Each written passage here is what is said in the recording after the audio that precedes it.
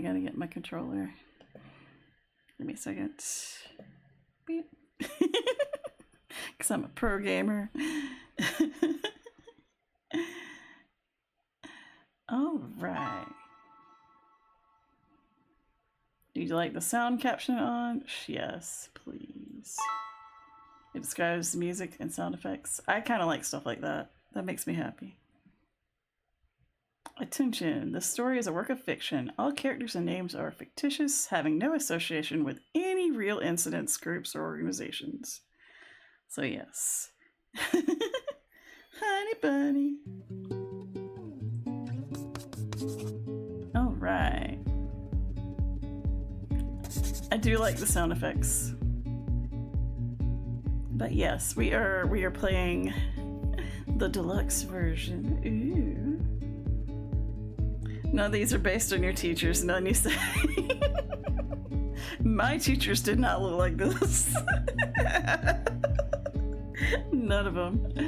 I will say, when I was looking at the trailer for this, I was very happy that to see that all of the love interests are adults. And the artwork looks really, really interesting, really cool. They've got some hotties. Daniel's spotting too. Let's go. So I'm very interested to seeing where it goes. Oh, our little cursor is a heart. I think this one is us.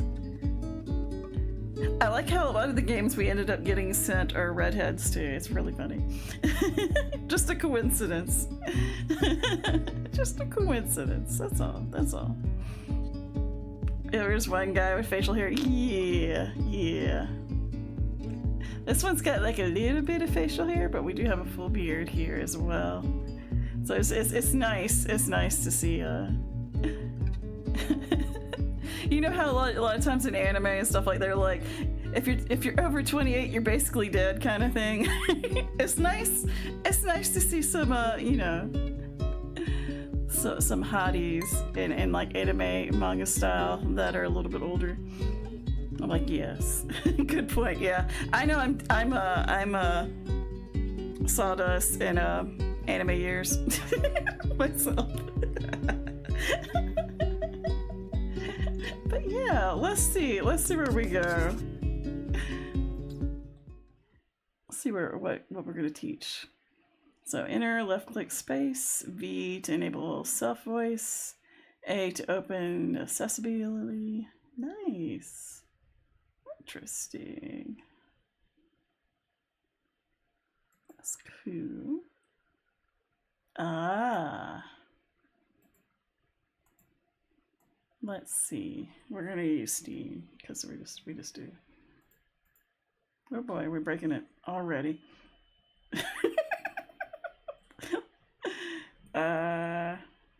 Oops. Hold on. Steam breaking stuff. Let's go. Let's go. Here. Let's return and I'm an expert streamer here. I'm gonna close it 1 second. We'll open it back up. Nothing happened. Nothing happened. We just put our name in and it was all good. And y'all saw all of it. Y'all saw all of it. It's just like a beautiful spring morning. The traffic is slow and people are walking their dogs to the park. I'm so good at this.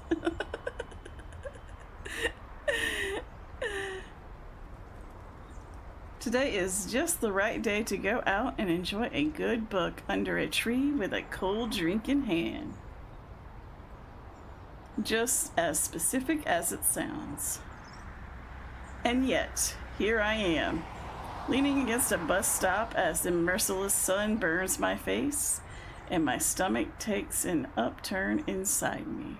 Uh-oh. How long will I have to wait?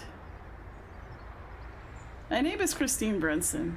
I'm 30 years old, and I recently graduated as a biology teacher. Ooh, we teach in biology. Let's go. And today, I'm about to face my first day as a teacher in a new school. What is it? The soft ring coming from my pocket takes me away from my thoughts for a moment. Worried about getting some bad news, I quickly pull my phone up as the notification sound plays twice more. On the screen, I see a message from a friend. Y'all, I ain't gonna lie, I got Steins Gate flashbacks. I'm like, do I need to answer the phone? Because in Steins Gate, you have to answer the phone. I'm so good at games. Oh goodness.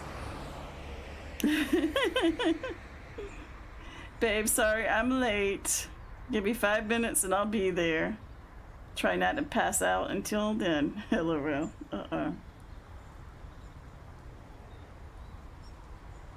Easier said than done. Trying not to sulk too much about her delay, I answer her text with a cute sticker before putting my phone back down again. Crossing my arms, I sigh. There's nothing to do but wait a little longer. It's funny how Christy knows that I'm nervous. I'm feeling nervous even though I've said nothing about it. There may be 2 reasons for that. 1, she also felt nervous on her first day. Or 2, I'm easy to read. I hope it's a bit of both. I mean, it's not my first job ever, but I can't stop worrying about it. It's just hard when my brain loves to fantasize about worst case scenarios every time I'm about to take a step towards my future. Like right now, I can hear that little voice whispering things to me like, what if the kids don't like you? You know you're going to lose your cool, yell at them, and look like a loser on the first day, right?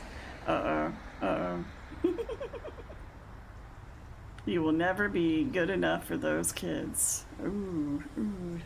We gotta put those thoughts away. We're good for this. We're very good.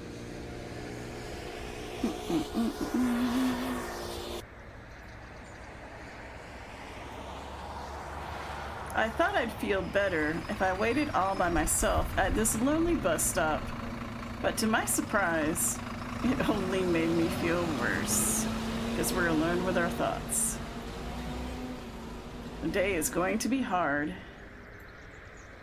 Good thing I brought some aspirin with me. That is a good idea. Hey, you! Walking in my direction, a blonde-haired girl greets me with curious purple eyes and a bright smile. Well, hello. It takes me a few seconds to realize that she is the friend I had messaged a few moments ago. Oh, you are already here? I thought the bus would take longer. Yeah, me too, but thankfully the traffic got better when I was texting you. That's good. How about you? At least when my name is longer, so I don't get myself confused with Christy. Me? Yeah, what happened? You look pale as hell. Really? I thought I was doing a good job hiding my anxiety. We're doing what we can. Christine. I'm freaking out here, Christy. Come on. You are going to be fine. Yeah. There's nothing to be worried about. Yeah, sure. It's easy for you when you've already know everyone there. That's why I'm telling you not to worry. Christy's just being a good one. Honey, I have known the crew for over a year. I know they will love you as much as I do. What about to argue and tell her that she is wrong. She can't fool me with those nice words. But if I did that, I'd be succumbing to the voice in my head. Yeah, don't let that voice tell you bad things. So instead, I decide to smile and trust her for a bit. We all need friends like Christy here. Sorry. No need to apologize. It's normal to be nervous. Just don't let it take over your mind. That's right. Right. I'm glad you were here. Of course. I would never leave you alone on your first day. Also, I was a little worried you'd turn back home if I wasn't around. Valid concern. Like the last time with that job interview. Uh-oh. I was feeling sick that day. Really? Yeah, it's called anxiety. I know. I have a bit of social anxiety too. That's why I wanted to be here. Thanks, but I don't think I'd run away this time. I mean, it wouldn't be fair to you after all the trouble you faced to get me this job. And we definitely need help in this job market. Good. And soon you'll see that you made the right decision. Yeah. Trust me. It'll be good for your brains. Having Christy here helps keep me grounded. She reminds me that my fear is illogical and that I should be glad to give myself a chance. That is true. That is true. Don't give in to fear. I think you'll understand it better when you see it. Right. Then let's get moving. This time, I'm not running away. This time, I will enjoy this opportunity as much as I can. Smiling, I shake my head as my friend leads me into the buzz of the morning crowd. Aw, yeah. The path to our destination is close, but we take too long to get there as we walk slowly. Questions, lies, worries. Every step unlocked under a unwanted line for the voice inside my head. It is piling up mountains of feelings in my heart, making it hard to fight against it. Aw. I worked a lot to get here, but deep down, I feel like I'm not ready to make it happen. You got this. I need to learn more. I need to polish my skills and be better. Gosh, I need more time. Aw. People call it imposter syndrome. A very common feeling to face whenever you're achieving a reward for your hard work. It's easy to recognize. The hard part is overcoming it. And boy, don't we all feel that sometimes. Sometimes I still feel that in the comic book world. We just do what we can, right? So, aside from anxiety eating you from the inside, is there any part of you that is feeling happy about today? Kinda. We're happy to have a job.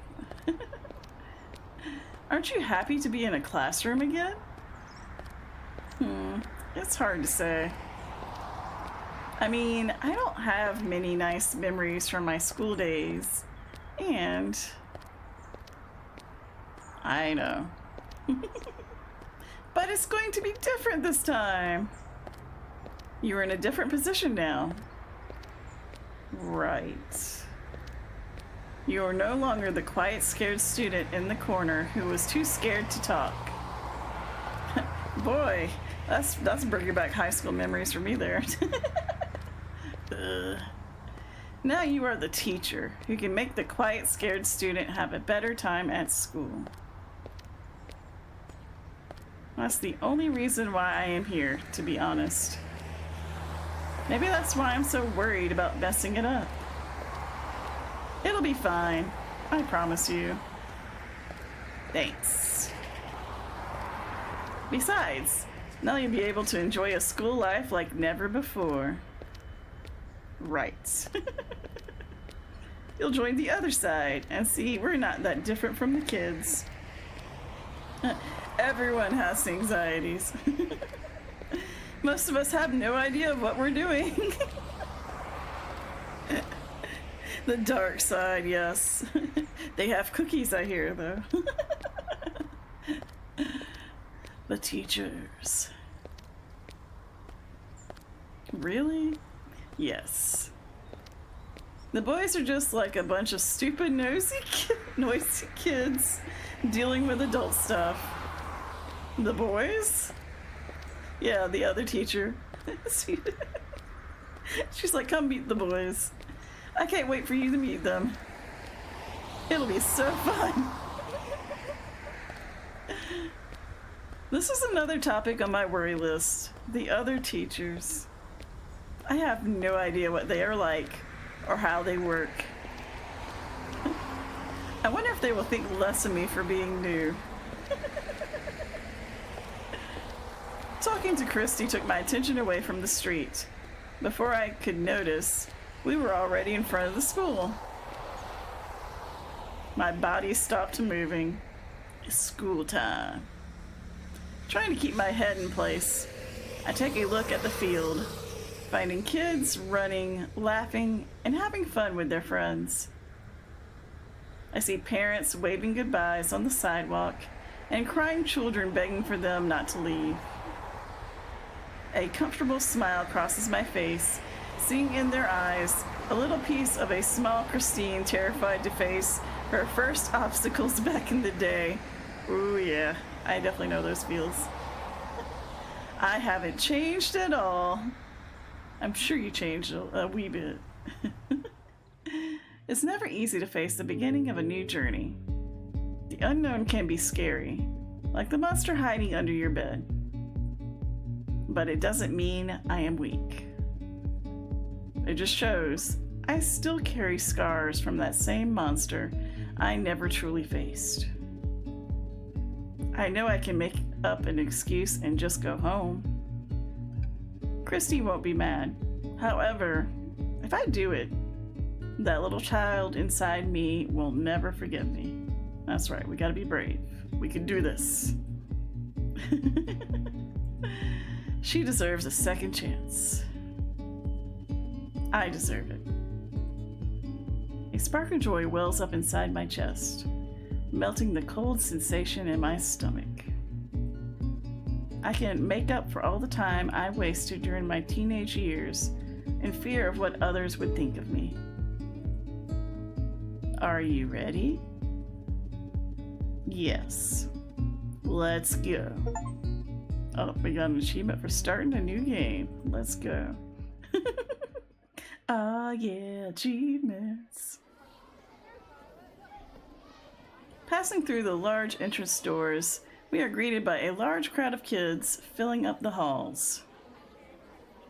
From 9-year-olds to 13-year-olds.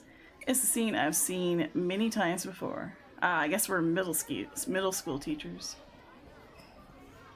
I feel like I'm back in a distant land in my memories.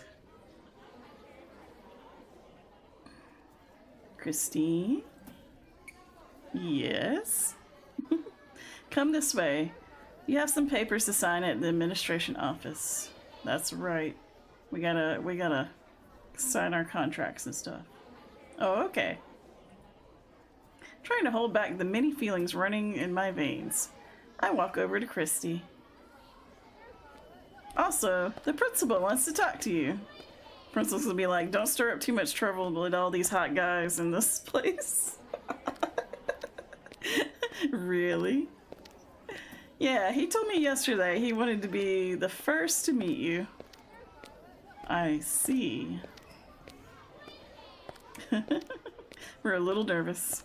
And what is he like? Thomas? How can I put it? Christy holds her chin with a pained expression on her face. That's totally not going to make us nervous at all. Taking a moment to think deeply about my question. Thomas is very energetic, I think.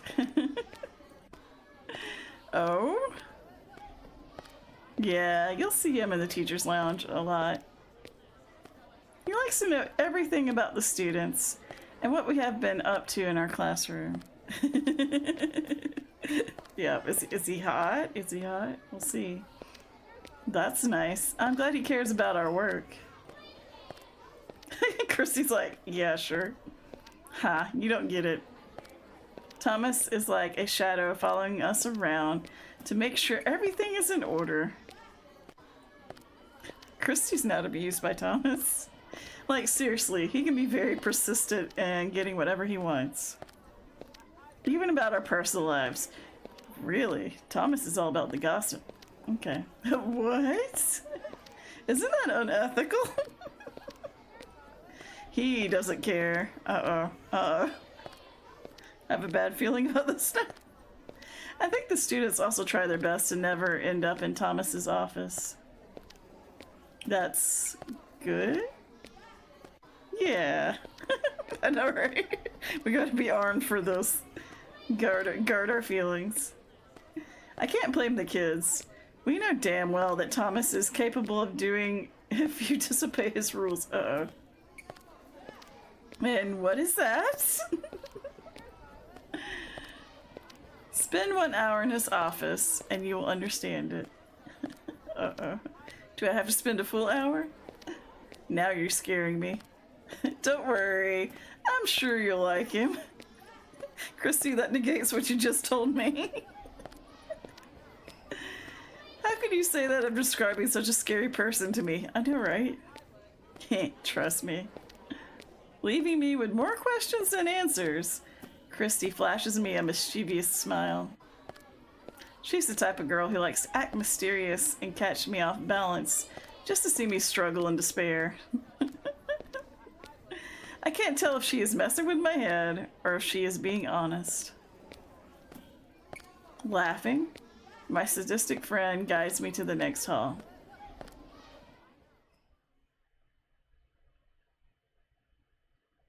Gets quiet. Even the student stops. As soon as we reach the reception area, a woman, a bit younger than me, greets us with a short smile and a troubled look under her glasses. Uh-oh, is she okay? Without a care in the world, Christy turns to me, waving her arms in the air. She announces my name loud enough to make my cheeks burn. The woman stands up, telling me to wait while she calls for the principal in his office. Good. So I'll see you later at the teacher's lounge. What? No, you can't leave me alone here. Too late. Christy's gone. Yes, I can. And yes, I will. Christy, no! Christine, stop worrying so much. Everything is going to be okay. Sure. I promise you. But what if I say something wrong? What if I mess it up? You won't. He just wants to introduce himself and show you around the school. Because you're a new employee. My friend, there's no way this can go wrong. Trust yourself a little, okay? Okay.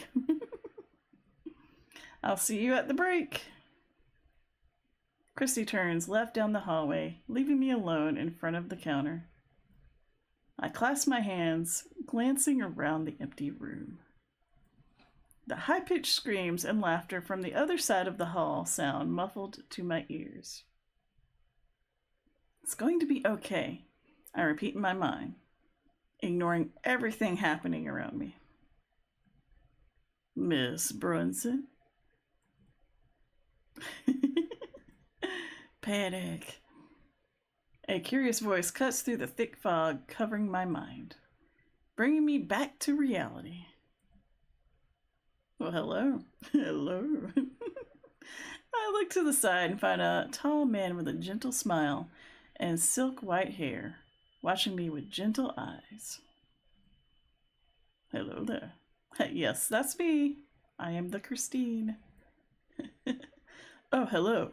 It's a pleasure to meet you. My name is Toph Kleinman. I'm the school's principal.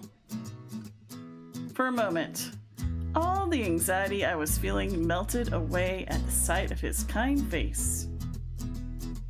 After everything Christy said, I expected to meet a much moodier, weirder man. But what I found was someone with open arms to welcome me. I command music when I talk, yes. Yes. He kind of reminds me of Celestian's characters. I can see that. I can see that.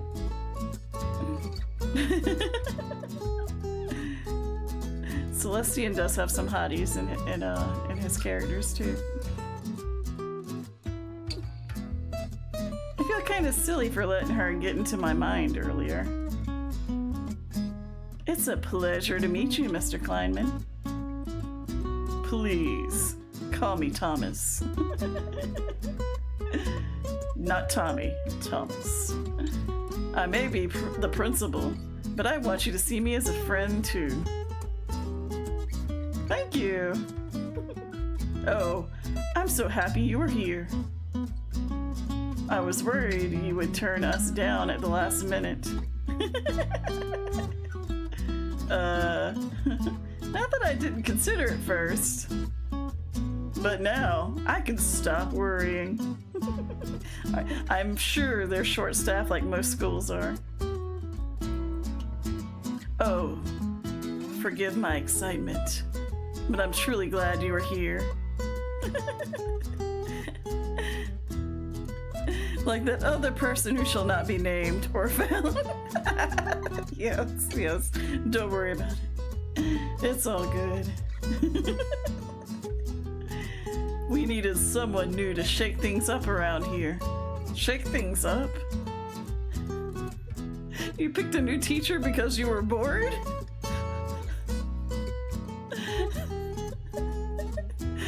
I'm questioning their hiring practices now. I can already tell you're going to make a difference. I hope to live up to your expectations. Yeah, there's too many guys around here. Yeah, he's like, I need some more women. Oh gosh. This school has so many fabulously hot men. We had one hot lady. We need more. Oh my dear, having you here is enough to do it. But I don't want you to feel pressured. In fact, I hope you find a second home here. Everyone is looking forward to seeing you, so please, don't be nervous.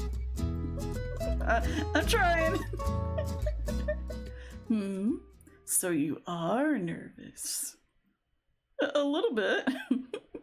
It's first day of the job, dude. Oh, of course, it's your first day. How silly of me. It's okay. Can you tell me what is troubling your mind? That killed the music. Is he mad? He's very concerned, evidently. I guess it's a bit of everything. You're nervous? Cut the music. Let's talk about this in the hall. I'm excited to work, but I can't avoid thinking about how to do it perfectly. I see. And I'm nervous about meeting the other teachers. Thomas is concerned now. Don't be. Eh? Forget whatever you're thinking about them. They are nothing like that. What do you mean? We just met and you're my boss, and of course I'm nervous. Jeez, yes. Now I'm more nervous that you're telling me to dispel any thoughts about them. Okay. What do you mean? Exactly. My dear, there are not enough words to describe what kind of people work in this place. If I tried, I'd be cursing the gods? What are we getting into? He laughs it off like it's not a big deal. However, the tense twitch in his eye tells me Thomas is dealing with more than he lets on. I'm very confused.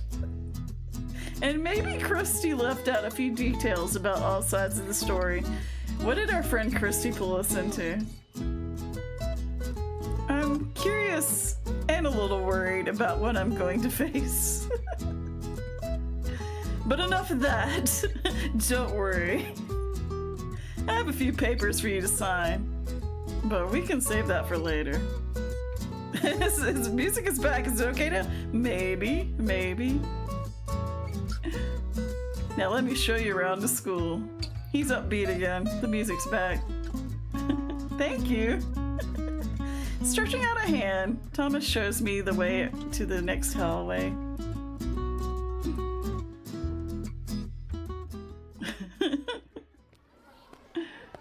And we have 6 classrooms in this hall. You'll often see teachers and students talking. Charles, stop running. Let's not repeat what happened last time, please. Sorry, Mr. Klein. Sorry about that. What happened last time? I'm assuming he fell. Charles tripped over his own feet and face planted. Poor Charles. What? He lost a tooth, and I almost got the school sued for it.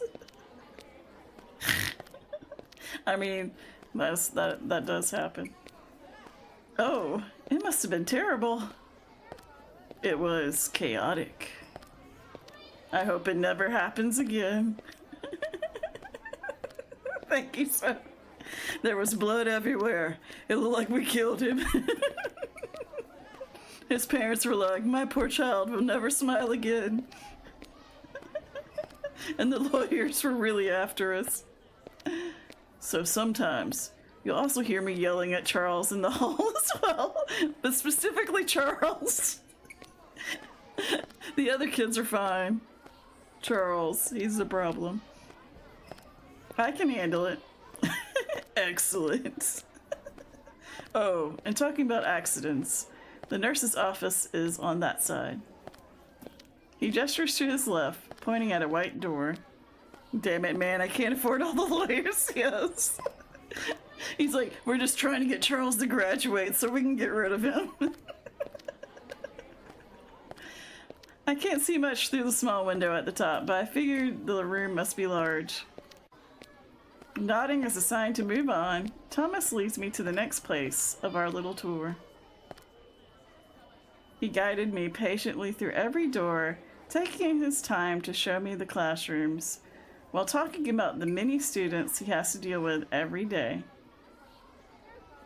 The building has 2 floors and plenty of open space. It feels great for students not to feel trapped inside. On the ground floor, there are classrooms, the dining hall, the gym, and the well-known nurse's office. There's also the administration office and the teacher's lounge on the left side of the building. When we moved to the first floor, we were already running out of time. Yet, Thomas made sure to give me the brief instructions about the rooms around. He showed me the library, and finally the chemistry and science classrooms. My new place. I'm sorry I can't show you every corner right now. Oh, don't worry about it. I'm happy that you took the time to show me so much. It's the least I can do. I'm sure you'll have time to explore these areas on your own later. Of course. So, what did you think of the school? Oh, we get a decision now. I think I'll just need some time to set myself around. It's a nice school. It's nice. It's nice. But I think I'll need some time to settle in. Of course. First impressions are important, but so are the relationships you build. Don't worry about it just yet, and give yourself time. We're all here for you. Thank you, Thomas. In the middle of our conversation, a loud voice interrupts us. Uh-oh, Thomas, do you look scared? Surprised, we both turn around. Oh, no, no, Hey, Viet, how you doing? Welcome in. You were just waiting to time it for that, weren't you? For someone to interrupt. How are you doing today? I hope your week's starting off good.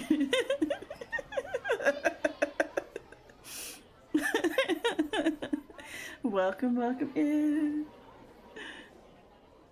Surprise, we both turn around and find a red-haired man running in our direction with a big smile framed by his beard. Hey, I was looking for you. I need that. Oh. Oh. Oh. Hey, hi. Hi. Sorry, I didn't know you were busy. Oh, don't worry. It's actually a good time.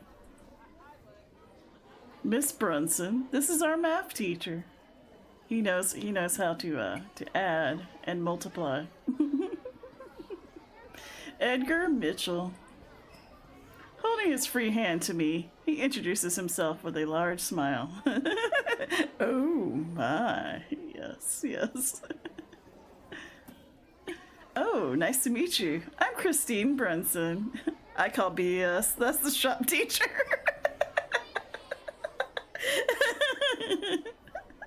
Are you saying he's really good with tools and handling wood? Is that what you're saying? Dang it, it's all good. Well, you have to be good at math to build stuff. So maybe he does both. Maybe he's both. That's right. Gizmo's right. Maybe he's both. Who knows? We'll find out together. Yep. She's our new biology teacher. Biology? Does biology disappoint you? Oh no. Daniel!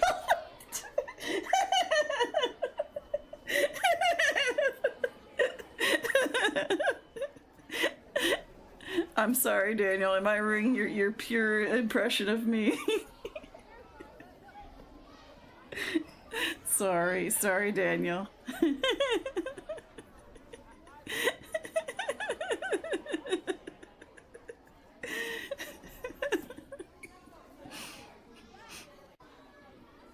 Oh. The welcoming expression on his face slowly changes into confusion before setting into a surprised one. His eyes slowly scan me from head to toes, then back to my confused face. Wait, did something happen to the previous teacher? Was there not a biology opening just a second ago? I'm confused. Daniel's just laughing at me. It's all good. The man let out a muffled laugh, curling the corners of his lips before finally talking. I can't believe Chris convinced you to come. Does everyone know about me? I told you the one that shall not be named or found is somewhere in the school. Yeah, our friend Christy got us the job, so we have Christine and Christy. We were all hoping you'd give up on this madness. What? I mean, you still have time to go before Thomas sets his claws onto you and locks you up in a room. What is going on? Mitchell, please. What do you mean? I'm so confused. Is it school? I mean exactly what I said. Thomas was literally hunting people down across the city for this job. What? A lot of weird after school things. Yeah, there's a lot of like the way people are talking. I'm like, what is going on? Like, now you're his next prey. Okay. Christy didn't mention anything like that. Is this school full of human sacrifice and no one told me? He sacrificed the biology teachers? That's because... Of course she didn't, because it's not true. What? Mitchell is just joking. Right? Sure. Thomas doesn't even try to hide the irritation curled on his lips. He mad. Okay. Meanwhile, the other teacher only smiles, like a child proud of their prank. Okay. Didn't you need anything from me, Mitchell? Oh, right. It was about the new books for my class. But that can wait. I'll let you guys finish the tour. Thank you. It was nice meeting you, Christine. Best of luck on your first day. Thank you. If by the end of the day you still want to stay, let's talk again. Oh, he winked at me. Okay. Went from cautiously warning me to flirting? Alright. Laughing playfully, he walks away from us, taking the music with him. I see Thomas subtlety rub his temples, taking a deep breath to steady himself. I'm not quite sure what he was all about, but it reminded me of something Christy told me earlier. They are all a bunch of stupid kids. Does everyone command music? You don't, Gizmo? When you enter places, you don't command the music? You don't stop it or start it?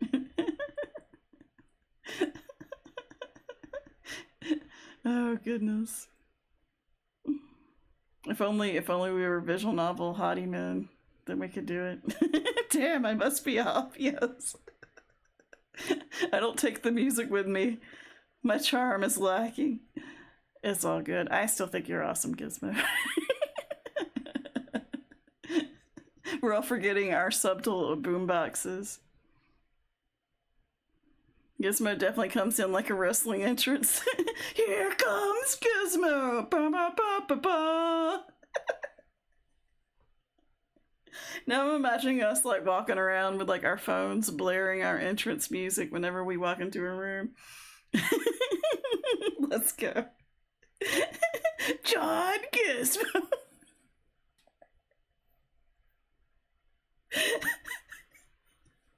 Oh gosh. Oh goodness. Oh goodness. They are a bunch of stupid kids. Sorry about this. Mitchell is just humorous. Sorry about this. Mitchell's just humorous. I see. Anyway, back to what's important. Is there anything you'd like to ask about the school? Yeah, I definitely want to ask about the previous biology teacher. I feel like there's something happened. I'm like kind of scared about it. So, about the previous teacher. What happened to her? Oh, Mitchell really made an impression with that conversation, huh? I mean, I think it's a valid question. I'm just curious, honestly. No one told me that you were desperately looking for someone. I would have asked for more pay then. Well, that's because I didn't want to scare you away. If people knew I was short-staffed, they might think I wasn't taking care of the school properly. Honestly, I think that's most schools. But there's nothing to hide about her. She got tired of teaching and decided it was time to leave. What did y'all do to make her tired of teaching? How long does she teach? She just forgot to tell me about it. She didn't tell you that she was leaving? Okay. So you did hide the body. I know, right? It's like she was just never found. Because she didn't say anything. That's why. She didn't say anything because she's dead. What? I know, I think that's a valid concern. It feels like it's something you have to tell people when you hire them. So she just left? Yes. I'm still dealing with the paperwork and legal mess she left behind. Was she there when Charles bit it and face planted? Now I get why you were worried. I was a little desperate for the sake of my students. I even tried to teach the class myself when I couldn't find substitutes. You couldn't even find substitutes? Oh no. Really? So you're also a biology teacher? No. So local cops or FBI? I know, right? Oh, it was a terrible experience. He's like, I don't know about biology. That's why I'm so relieved to have you here. Any other questions?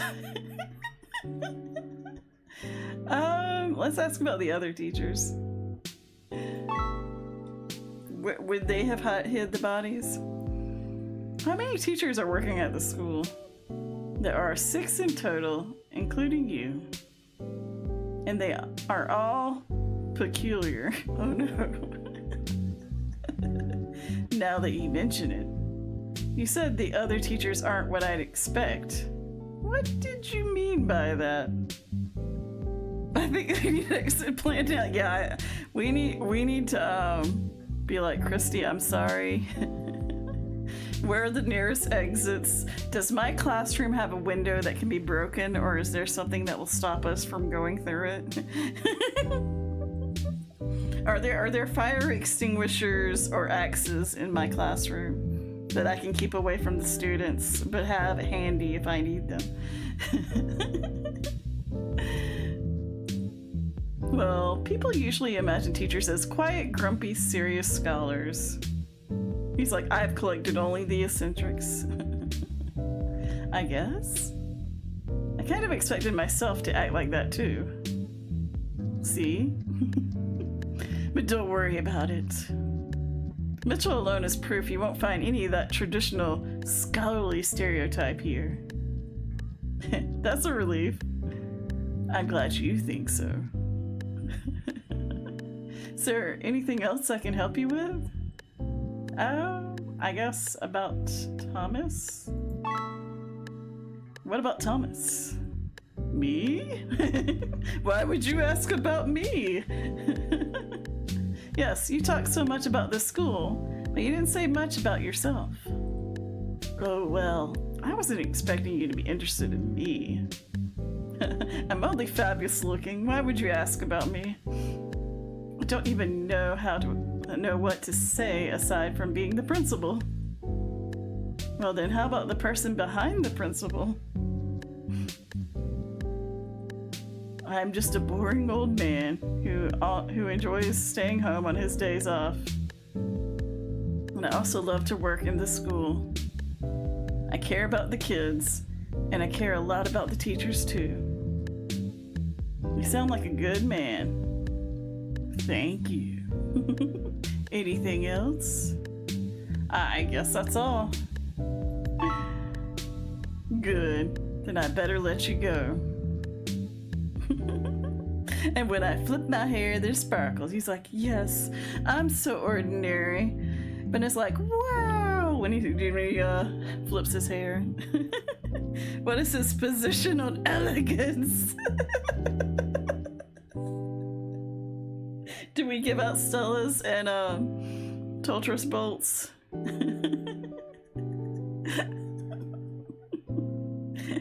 Are you saying he's married to the job too? Let's go.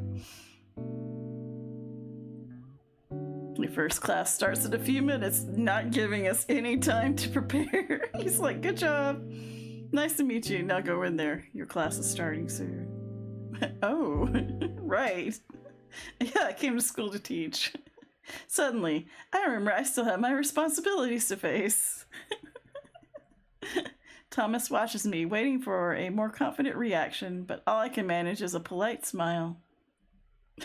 I don't know if I should say this, but seeing how worried you look, I just can't hold back. Christine told me this is your very first time teaching. Is that true?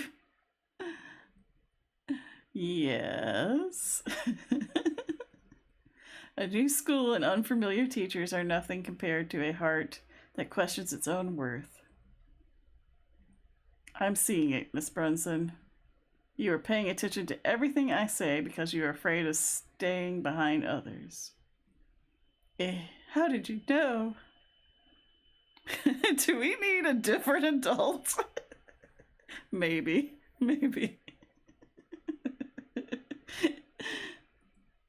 My dear, I've worked with children for years. I've seen those same expressions on so many first days. Well, what you're saying doesn't really make us feel confident right now. Your scared eyes are giving you away. Ah. I know it can be difficult, but don't try too hard. It's the first day after all. Yeah, it's just the first day. It's just the first day. I'll keep that in mind. Good. I promise things will get easier after lunch.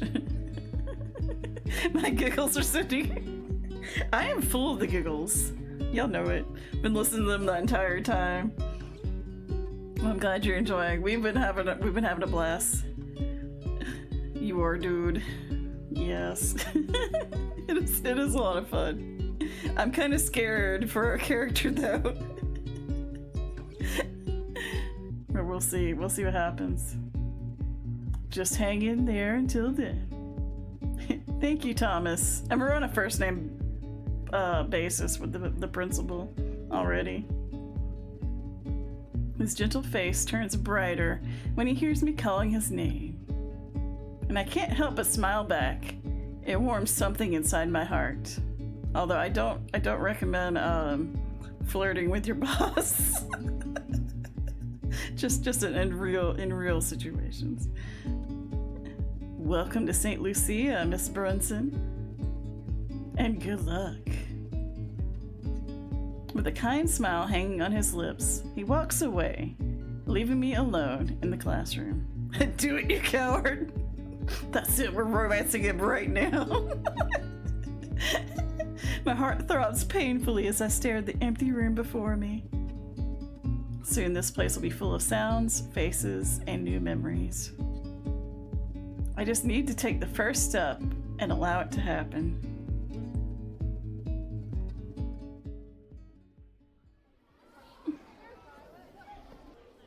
Not in front of the children. We gotta wait till after school, right?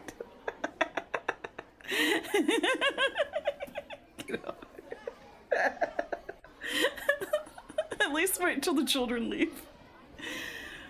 To my surprise, the kids were much easier to talk to than I expected. It's part of the bio class, yes. It's for education. Of course, I had to deal with thousands of personal questions and other embarrassing things that only kids can ask an adult. They need to see. It's middle school.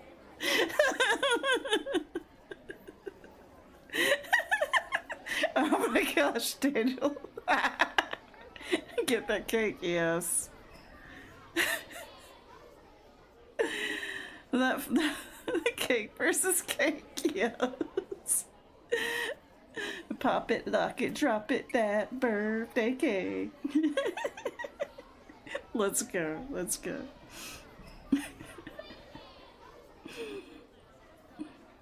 How was the kids' question worse than the conversations you just had? Evidently the kids' questions aren't so bad considering we just glossed through them. Kids can ask some random questions too. It is always fun. Luckily I didn't have to deal with troublesome students or noisy kids. Still, I can't shake the feeling that I didn't do enough. It is your first day, girl. Be calm to yourself. I know it's just the morning. I still have more classes ahead, but I guess I failed this first test. Oh my goodness, we are so hard on ourselves. It's a bitter feeling to start the day, but I have to deal with it. Letting out a deep sigh halfway down the hallway, I glance at my phone. It's break time, and I have no idea what to do next. I'm like, I don't know what I'm doing. I should go to the dining hall and eat something. Yeah, definitely get some food. I really need to recharge if I want to survive another hour in the classroom. Or maybe I can take a walk around and check out the gym. Definitely need to eat something though. Some fresh air might clear my head. I'm gonna say go to the dining hall. Let's do that. Yeah, food comes first.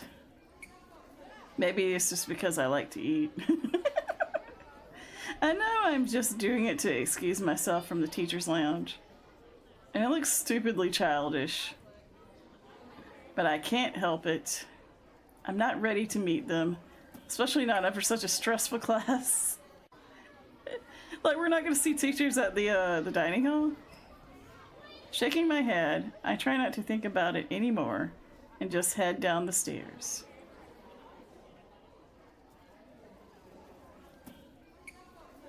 Thomas said the dining hall should be around here, but...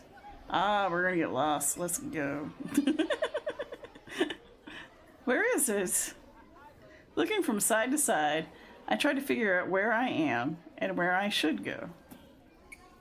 Watching the kids doesn't help me much when most of them are standing in front of their lockers, chatting to each other.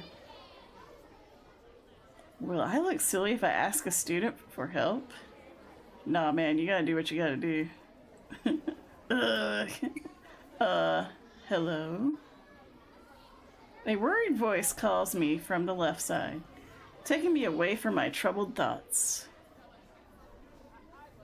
Standing a few steps away from me, a man wearing glasses, a cute sweater over his shirt, and an awkward smile on his face looks at me nervously. Hello there, dude. Hi? Sorry to call you like this, but you look a little lost. I am lost. Oh yeah, I am. I'm looking for the dining hall. Do you know where it is? What a coincidence. I'm headed there as well. You can come with me. Thank you so much. I'm Leonard, by the way. Christy. Ah, the new teacher? Yeah, that's me. I'm glad to meet you. I can't believe I had the chance to talk to you before the others. Well, I did talk to the one guy. I talked to Mr. Mitchell before. Of course, it had to be him. Okay. What's your last name? You didn't say what your last name was. Everyone else said their last name. Then, can I be happy to be the second? Sure. Yeah. Nice. Now please, follow me this way. Nervous about meeting another teacher, I start planning what to say, just in case he asks any questions. Nice. Heading down the hall by his side, I clasp my hands, praying for the best.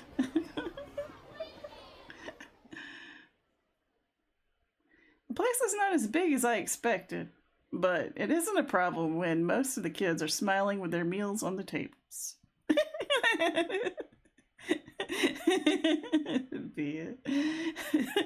Just come smiling in. I scanned the area, scared to find a possible VIP area for the teachers. However, there's no such thing. The only adults here are Leonard, me, and the ones working in the kitchen. It feels a little awkward at first, but soon this feeling is exchanged for a lighter emotion brought by his sweet smile. He helps me get my food, then leads me to a seat near the doors so we can run. He's also nice enough to stay close and make sure that I don't get lost again. So, how's it going? Are you having fun? You know, it's the first day. Oh. Are you living hell already? Something like that, yeah. We were way nervous. What school were you attending before? Here it is, the question I didn't want to hear. How am I supposed to tell him that this is my first time teaching without making myself look less worthy as a teacher? We are so self-conscious. Just be like, this is my first teacher job. I can do this. How am I supposed to face his reaction when he hears my answer? No matter how hard I look at it, no matter how much I try to come up with an excuse, nothing will change the truth.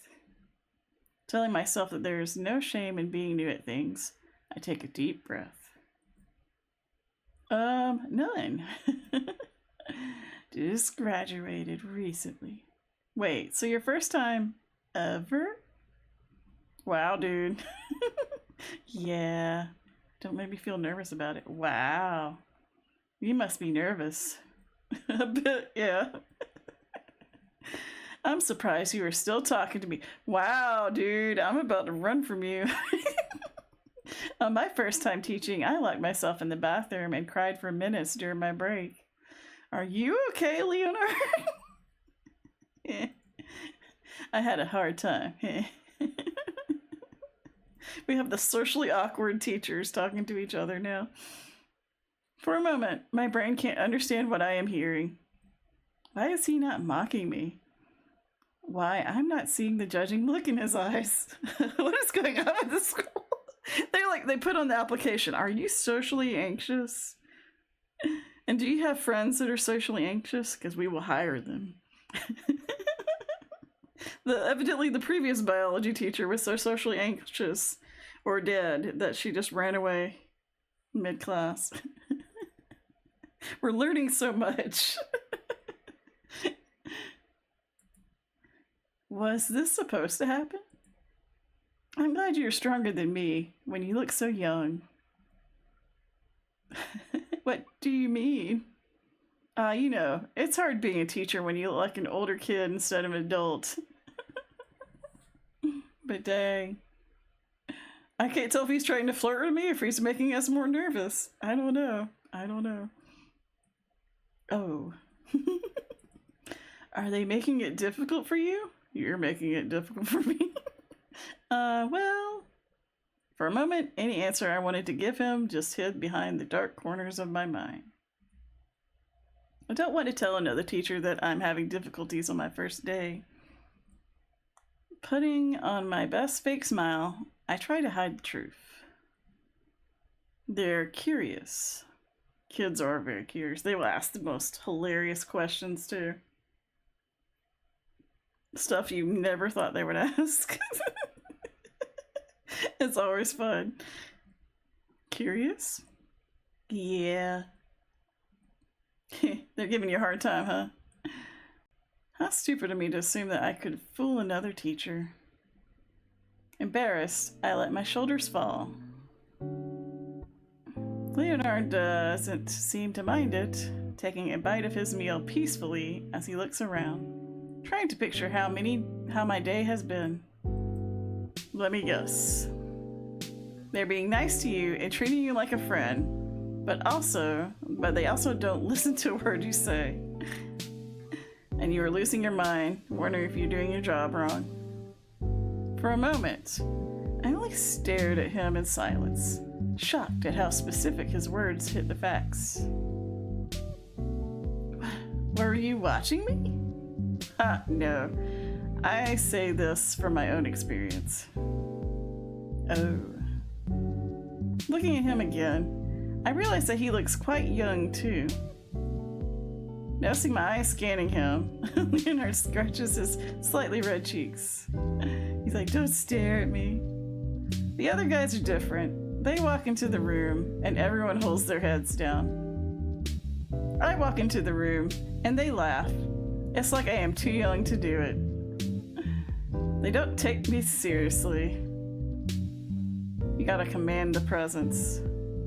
You gotta find your inner strong voice. I guess children will always see us not as teachers, but as friendly older siblings at the parties. At the parties? Are we going to parties? Oh, that's exactly how I'm feeling. I knew it. I mean, no one was laughing at me, but I feel like it will happen eventually. It will. You better be prepared for it. Don't scare us. This is kind of demotivating. It's reality. But keep in mind that it won't happen every day. I've been here for 3 years, and it took me a lot of time to make it work for me. Nowadays, I don't have to face this problem anymore. I see. It's not easy, but every teacher has to go through their first day to get somewhere later. Maybe that's true. He smiles, lighting up the way through the dark feelings. I feel silly for wanting to hide and pretend I don't have problems when we are all facing something at this point. Everybody has problems. Some people just hide it better. Don't worry too much about what happens today. It will take some time to get used to it, but you will find your way to deal with them. And I'm here if you need someone to complain about something. I'm sure I will understand you better than anyone. Wow. What about our friend Christy? Thank you, Leonard. This is the best thing that happened today. I'm happy to have met him. Continuing our lunch, we chat about the school and the places I need to visit later. Feeling lighter, I prepare to head back to the classroom once again. Back to teaching. Class is finally over. My body is intact, but my mind is far gone. We are drained. It is draining teaching a class. I think the ads manager wants to run an ad, so I'm going to let it do it. It's only going to be a minute, but hopefully it's not anything too crazy. But I'll wait for y'all to get back from the ad. We'll see you in a moment. Gotta do a little stretches. Y'all make sure to do some stretches too. And get some water if you need to. Get some hydration. We got our classroom. We need to decorate this classroom. We got the skeleton and a few things on the board over there. But we gotta make it more fun. I don't know if we get to organize the classroom, but that would be a fun thing to do.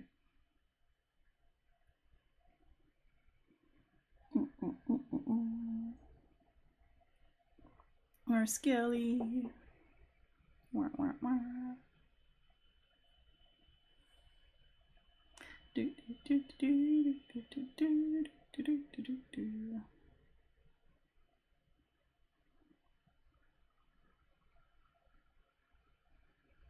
And I think the ads manager finished. Welcome back. My body is intact, but my mind is far gone.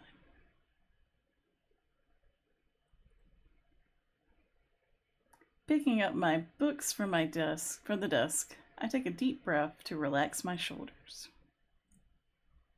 My first day is over.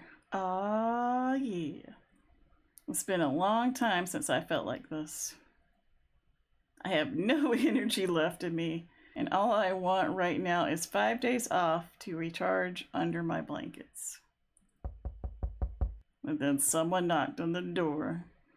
As I turn around, the friendly smile I know so well meets me at the door. Christy! Are you still with us, soldier? Kinda. My soul is trying to leave my body, but I'm sure a cold drink will make me feel better. Ooh. Leave that to me. Laughing at my tired face, Christy walks inside. She rests her bag on a desk and playfully hops onto it, watching me clean the blackboard. So, how was it? Fun, troublesome, and now I have 5 embarrassing memories that will haunt me for the next 10 years. We are way too hard on ourselves. Congratulations, you survived your first day. Thanks. But seriously, it wasn't as bad as I expected. So, friend, what happened to that last teach? I know, right? So what happened to the former biology teacher? Why the principal like he is? Why is he like that? I feel like a loser, but I'll work this out. Good. I just want to go home now. Oh, no, Christy's not gonna let us go home. What?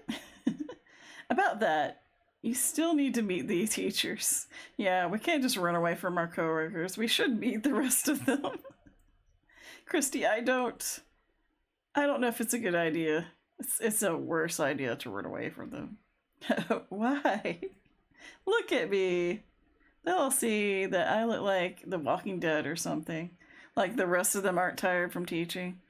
Oh, there is after school teacher stuff. Yep, we're gonna have after school teacher meetings.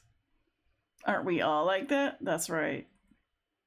It would have been better if you had shown up at lunch break. I was waiting for you. Aw. Sorry. I wasn't ready. It's fine, but you know you can't run from them forever. You'll meet them sooner or later. That's right. It's best to go ahead and meet your coworkers now. And I really want to be there when it happens. She's like, I want to see your reaction to all these other people. Because Christy's been our friend and she got us this job. And what are you planning, Christy? You will know when you see it. What? Seriously? Please. Fine. Yay, thank you. Now let's go. Grunting and tucking my stuff under my arm, I walk over to Christy. She laughs, wrapping her arm around my shoulders to make sure I won't run away while walking down to the lounge. Yeah, don't run away. Be brave. Standing in the hallway, I watch Christy open the door and signal for me to stay back. On our way downstairs, she asked me to wait until she made sure they were all there. Okay. Leaning my back against the wall, I hear a few muffled sounds from inside as I watch Christy's face turn bright at the entrance. I know, be prepared. What's going to happen? Is it a teacher initiation? A minute of your attention, please. She speaks loudly, surprising me, and shutting all the noise in the room. I want you all, gentlemen of this room, to meet my friend and our new partner, Christine Brinson. She spins around, holding out a hand for me. I blush, shaking my head in disbelief. I can't understand how she's having more fun with the whole thing than I am. Taking a deep breath, I push myself forward, standing next to my friend at the door. Bags and books are piled up on the distant couch. The computer screens are turned off. Lockers all closed except for one, where an older man is storing his stuff inside. In front of me, I see a table and 3 men sitting on the chairs.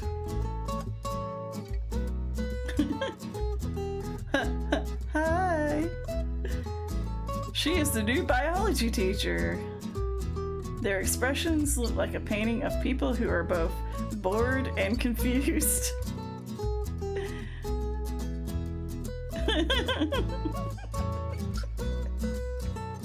Two of them look annoyed about me. One looks scared. The other's like, hey. I feel nervous about the impression I might give them. But that soon dissipates when I see Edgar's playful smile among the others. Yeah, this is Edgar. We had met him earlier. Beside him, I see a familiar face. The teacher I met during my break. Yeah, we met him during the school break, but we met him like right before school started. Embarrassed at being the center of attention, I wave awkwardly at them. Hey! This room is crowded. Why are you all so quiet? You told everyone to shut up. I was expecting a better reaction, especially from you, Edgar. What? Don't tell me you were feeling shy about meeting Miss Brunson. Of course I am. It's hard to keep my cool when I'm in front of such a beautiful woman. Oh my, oh my. That's a bit too much. Don't fall for it. You can't blame us. You just showed up out of nowhere, Christine. That's how it works when people get hired for a job. They suddenly start showing up. I told you she was coming. Yes, but we didn't know it was today. Starts texting HR, waits to send. Yeah. For real. Oh. So I think it's only fair that you introduce us, Chris. Yeah, I probably should have named my character something different because she's Christy and we're Christine. Since it's your fault that we're in this awkward situation. Y'all are just meeting a new teacher. Oh yes, I'd love to do that. I don't think this is a good idea. Okay, Christy, get ready to meet the hottest teachers in town. Our friend Christy is putting us on the spot. She's gonna be lucky if we show up the next day. Here we go. Let me start it with him. The man hated by all kids and despised by all teachers for his awful jokes. Mr. Edgar Mitchell. Y'all mad because I'm the most fun in this room. And by the way, I have already met this lovely lady. What? Yep. Why didn't you say anything to me? I wanted to surprise you too. Okay. I like her already. Shut up. Christy is not amused. I'm glad you made it to the end in one piece, Miss Brunson. Thank you, but I think I lost a few pieces of my brain somewhere. Just rolling eyes.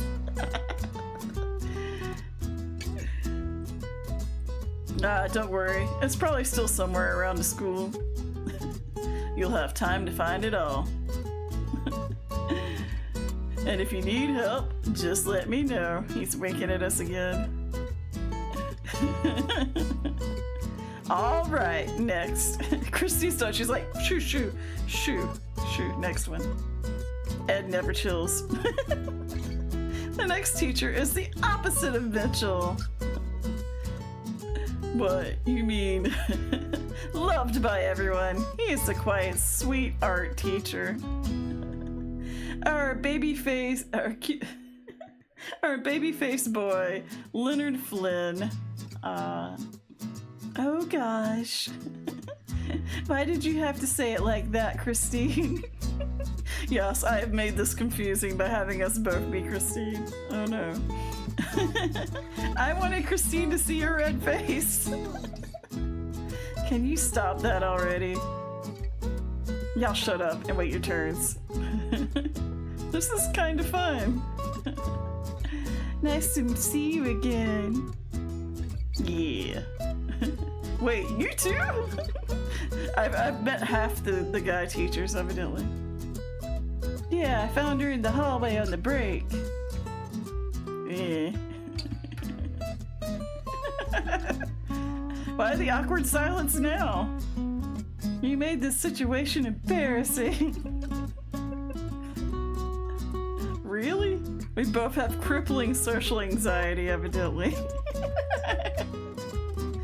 Alright, next. I left the grumpy guys for last. Hello. Watch what you're about to say.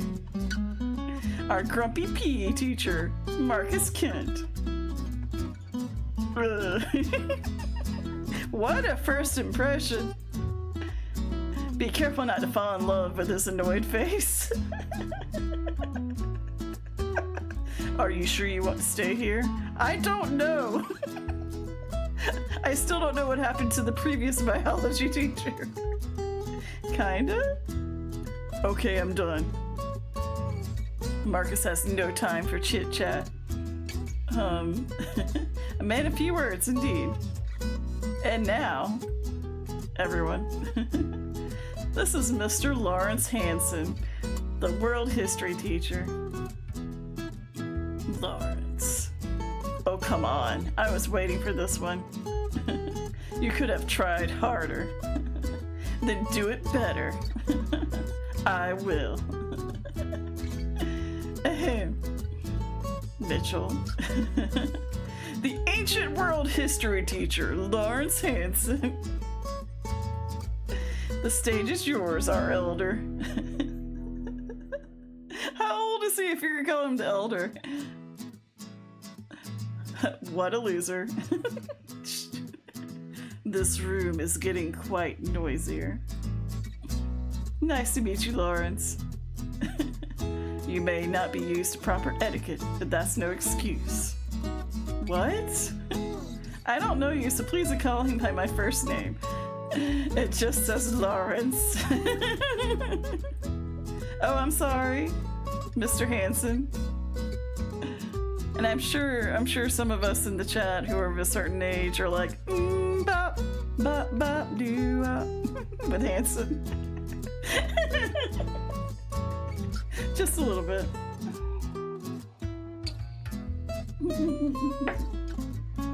He's like, everyone else is like, call me by my first name. He's like, I am Mr. Hansen.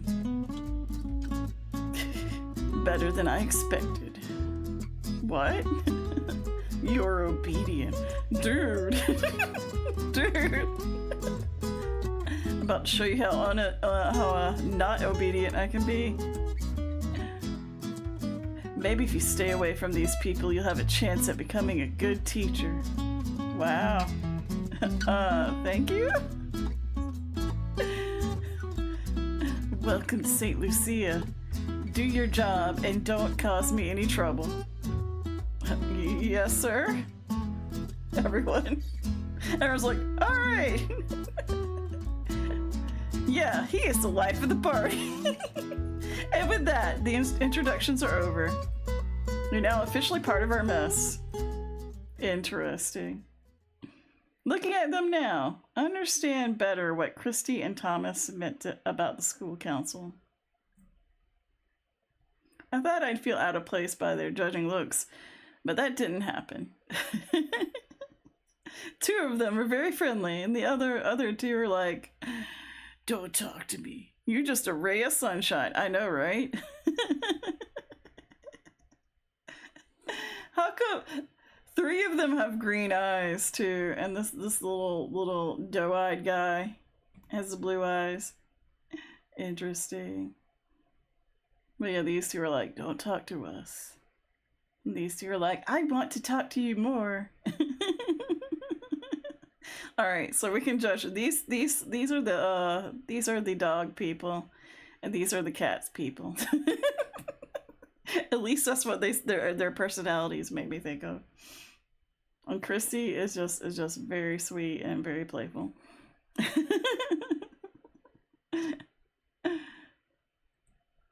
I guess this is what it means to feel welcome. I hope I can live up to your expectations and do my best for the school and its students' sake. Everyone. What? It's so beautiful to see a teacher full of hopes and dreams. A rare sight indeed. At least she is interested in doing her job. Eh. Okay, enough. You guys are scaring Christine. We should be welcoming her, not driving her away, like the previous biology teacher. Right. Christy had us looking forward to meeting you all week. Aw, how nice. I hope she didn't say anything bad about me. She said you were top of the class at school. That's true. And that you used to cry a lot when you got a bad grade. Wow. Christy, what did you tell them? Did you tell them our blood type?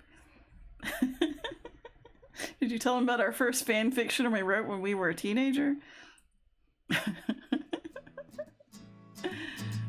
Christy! What? They thought it was cute when I told them. Oh gosh. Don't worry. We all have embarrassing stories here. Yep. Markus and Leonard have some funny ones. Don't you dare. He finally shows another emotion other than annoyed.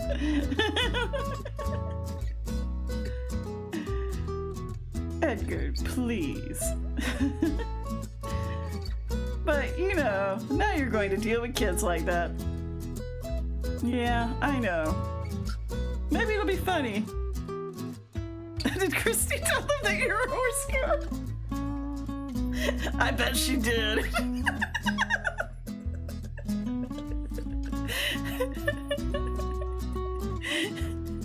There we go. Like, Christy, did you tell them my secrets? You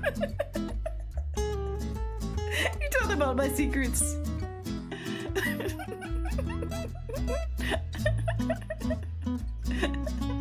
Nay, I say. Nay, nay.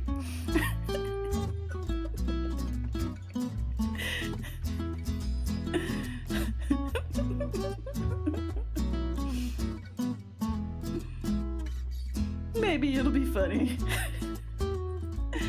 Sure will. And if things get too annoying, you can just do like Markus and throw some books at them. Markus? No wonder the principal is worried about everyone. He has to deal with lawyers all the time. What? Don't be stupid. Throwing books would get you sued. Yeah. You have to throw balls. Just tell him it's a part of dodgeball and be the PE teacher. You can't get sued if it happens in the gym. How are you all teachers? That's my question. Lawrence is so annoyed by everyone. Bleeding kids, dead bodies, book throwing. How many lawyers do you have? That's why they're so short-staffed. They can't afford to pay more teachers because they have to pay all the lawyers. Oh, goodness. I wonder that too. The serious man in the corner grumbles as Edgar laughs at his own joke.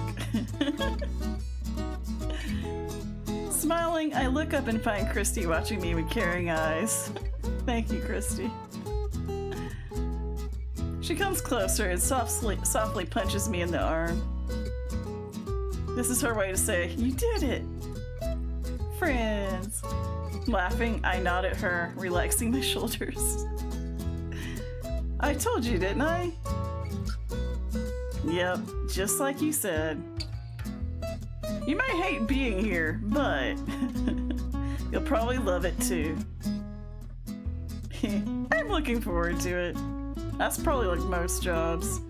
A lot of times you hate being at the job, but you have to enjoy your friends. This isn't the scenario I had in mind when I first walked into the school. However, it's the best one to start my new life here. And I have a feeling But I'm gonna have a lot of fun from now on. We survived. It's nighttime. Now it's morning. My second day in the teacher's lounge. Christy is at the school's reception area, dealing with an issue involving a student's father. Probably because Markus threw books at him. In the meantime, while I wait for her to come back, I'm sitting here, alone and anxious, thinking about yesterday. Definitely overthinking everything. I didn't have much time to talk to everyone, but I got a hint of their personalities. Edgar's the funny guy who will probably either make me feel very welcome or very uncomfortable. Markus has a grumpy face, but I don't think he means any harm. He's probably the quiet one in the group. Then we have Leonard and Mr. Hansen, total opposites. I like Leonard's timid personality, and I think I could learn a lot from Mr. Hansen. I could only tell who was friendlier and who wasn't, but that just made me more curious about this school. I am very curious about this school. They are nothing like what I expected. Isn't that what Principal Thomas told us? This is good because I didn't want to meet the angry old teachers I had in my mind. Taking a long breath, I rest my elbows on the table. Being alone in this room is quite intimidating. It's a cute room, though. Will I ever get used to sitting here so close to everyone in an awkward silence? Probably. But only after a few days. Yeah, we're pretty new. Right now, I'm still fighting the urge to bite my nails as I watch the clock above. The door opens, revealing an exhausted Christy behind it. Don't worry, cameras are everywhere. Yes, they're always watching.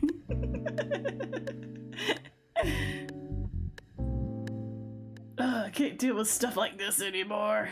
Don't leave me, Christy. If you leave the school, I'm gonna be upset. That would be horrible. She's like, I got you the job here. No, I'm leaving. Good luck. Uh-oh, I know that look. What happened? The usual. The boy got a bad grade, blamed it on me, and now his father wants me to apologize for being a bad teacher. Damn. I tried my best to explain that his son skips my class almost every day. But he wouldn't listen. And he had the nerve to call me a liar. Damn. What the hell? If Thomas hadn't been around, I would have thrown fists with that guy. I get the feeling, but I don't think that would have been the best move. Yeah, but it would have felt so good. Christy craves the violence. Anyway, Thomas is still talking to him. So I'm sure everything will be fine. If not, that's why we have lawyers. The best securities team in the county.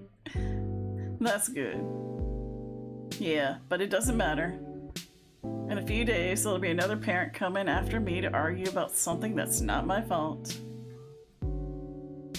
Shrugging her shoulders, Christy brushes off the issue like it means nothing to her.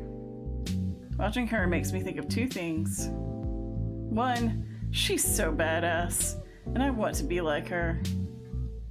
And two, how is she not worried about her career? And three, she's gorgeous. She is gorgeous. I like her. I'm sorry, sir, your kid is lacking the know-how to work his way through most paper bags. Yes. Hello, Ryan. Welcome in. How are you doing, friend? Enjoy the lurk. Hey. Yes, if the kid won't take the time to do the work, then there's nothing she can do. You do what you can. If I were in her shoes, I'd be worried about my reputation. But it's part of the job. I wonder how many times she's had to face this kind of situation to stop caring. What about you? What were you doing while I was away? I was thinking about yesterday's events. Oh, you mean meeting the other guys? Yeah, our friend Christy got us a job here. Yeah, it was really nice. I'm looking forward to working with them. How interesting. What? Oh no, I know that face. Christy's about to ask something inappropriate and embarrassing about my love life. We just started working here. We can't start flirting with the employees.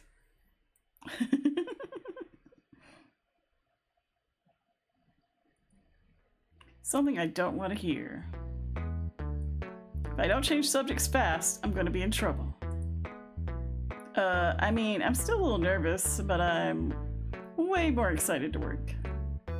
Maybe meeting everyone changed my mind. Told you there was no reason to worry so much. No one here is going to judge you by what happens in your classroom, because all of them have seen it before. Well, except for Lawrence. But we just ignore Mr. Perfect. We punny mortals have done crazy stuff in our class just to keep our sanity intact. So you're good with us. I'm not lying. After talking to all of them, I did feel better about my work. But tell me, what do you think of them? There we go again.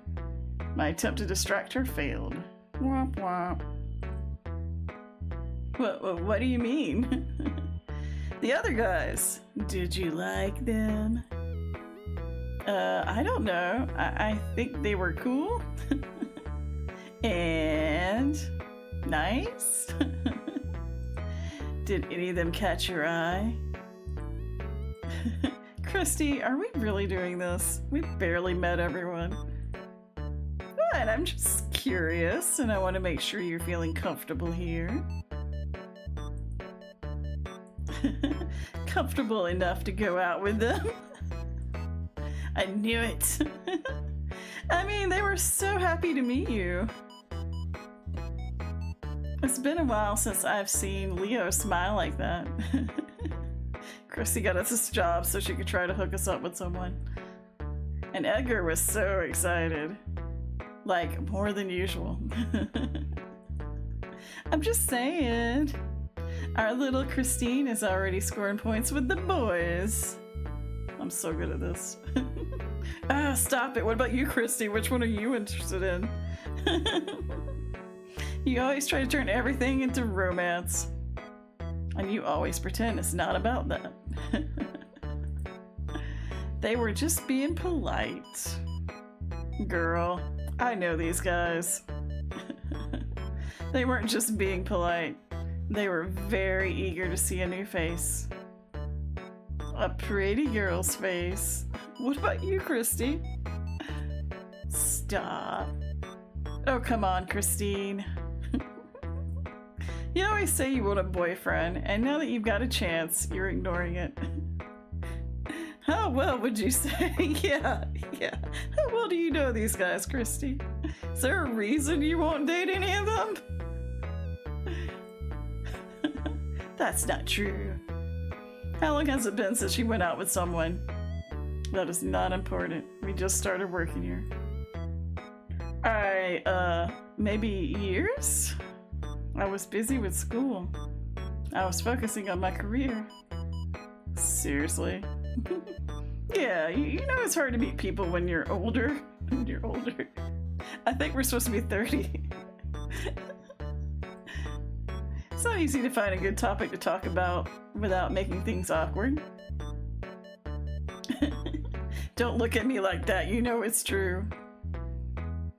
Not everyone's lucky enough to find a cute boyfriend who enjoys the same things you did. Oh, so Christy has a boyfriend. Okay. Yeah, I know I'm lucky. But you've got a chance to meet cool people who have something in common with you. The joy of teaching. And what would that be? The sad teacher life. I don't even know them. Besides, I can't just fall in love with someone just because they're in front of me. In the words of Elsa, you can't marry someone you just met. That's actually how it works. But they are my colleagues. Stop looking for excuses. Christy says, get on it. Look, I'm just saying, you should enjoy yourself here. And if they're up for helping you with that, why refuse it? Dang. And if love happens, then it happens.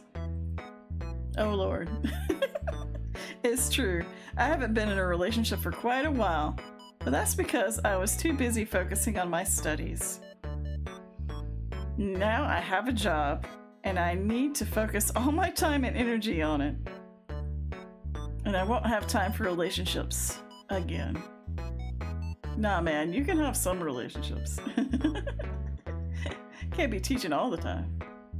Thinking about it makes my heart ache a little. I can't say Christy is wrong, but I also refuse to agree with her.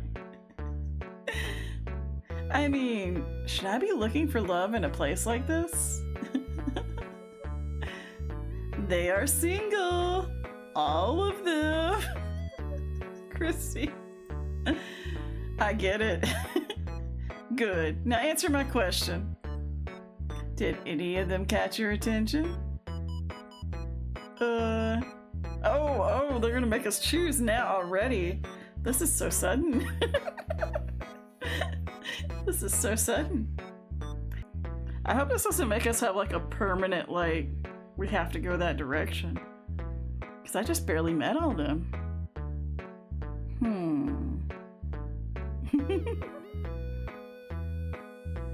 If I'm honest, probably either Edgar or Markus. I like Edgar having like little bit jokes and stuff, but I think Markus is really cute. It's good to see you too. But the other ones could be sweet too. Now you must pick your destiny now. I know, right? No pressure. No pressure.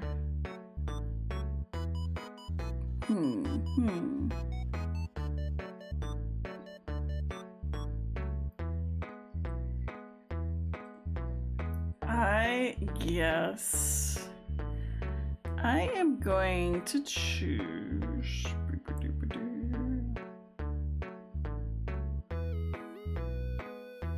Let's see. I feel like Christy's gonna judge us for Edgar. She sounds like he annoys her.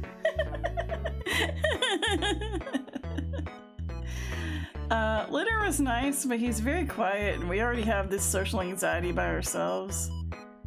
Markus seems like he's hiding a little bit more emotion. And Lawrence, he's pretty. I mean, they're all pretty in their own way, but I don't know. Everyone's waiting for me to make a decision. I will choose Markus. Ding! We got a ding for taking a choice. What? I feel like Christy's gonna judge us no matter what. What do you think about Markus? Why are you asking me? Just curious? Christy's like, choose someone, and then why are you asking me? Oh, Markus, let's go. You like him?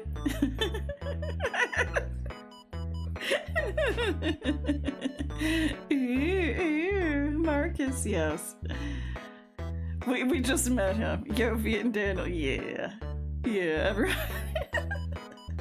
Y'all can judge my my choices. It's fine. Markus? I know, that's what she's like. Suddenly she's like, why? Why are you asking me? She's like, make a choice. And then, why are you asking me about him? That's not... So it's true. Eh? Opposite poles attract each other quickly. I can see myself shipping you two. Don't ship your friends. Oh my gosh, stop it. Sorry. But honestly, he is a nice guy. I see. It just takes time to get there. And guess what? You got the time for it. Oh my gosh. So you were paying attention to them. Can we not talk about this ever again? Nope, Christy's gonna talk about it all the time. Shipping friends. Devious, yes. I'm here to work. I gotta focus on my job. Gotta teach these kids. And you're already doing that. Now it's time to explore the other areas in front of you. It is your second day on the job. It is time to think about love.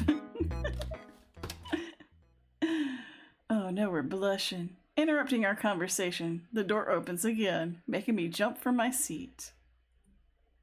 Behind it, Edgar's smiling face appears, and my stomach turns cold. Good morning, ladies. Good morning. Maybe this is why you're understaffed, because no one focuses on teaching. Yeah, the principal has to yell at kids to not fall in the hall. And all the teachers are like, hey. Maybe they ran off the biology teacher because everyone was trying to date her. Good morning. The hell are you doing here? What do you mean? I work here. You never show up this early, Ed. Christy's gonna put everyone on the spot too. Maybe everyone's having problems because Christy's putting everyone on the spot. Really? Or is that you never pay attention to me when I'm around? I'm pretty sure. See, Miss Brunson? This is how we treat old guys like me. Youngsters show no respect these days. Shut up, Edgar. So rude. It's funny how childish Christy becomes around Edgar. They're like siblings. Edgar's the older brother who loves to tease, and Christy's the little sister who falls for it. She's so mad at him. Thing is, I've got some extra work to do, and I decided to come in a little early to finish it.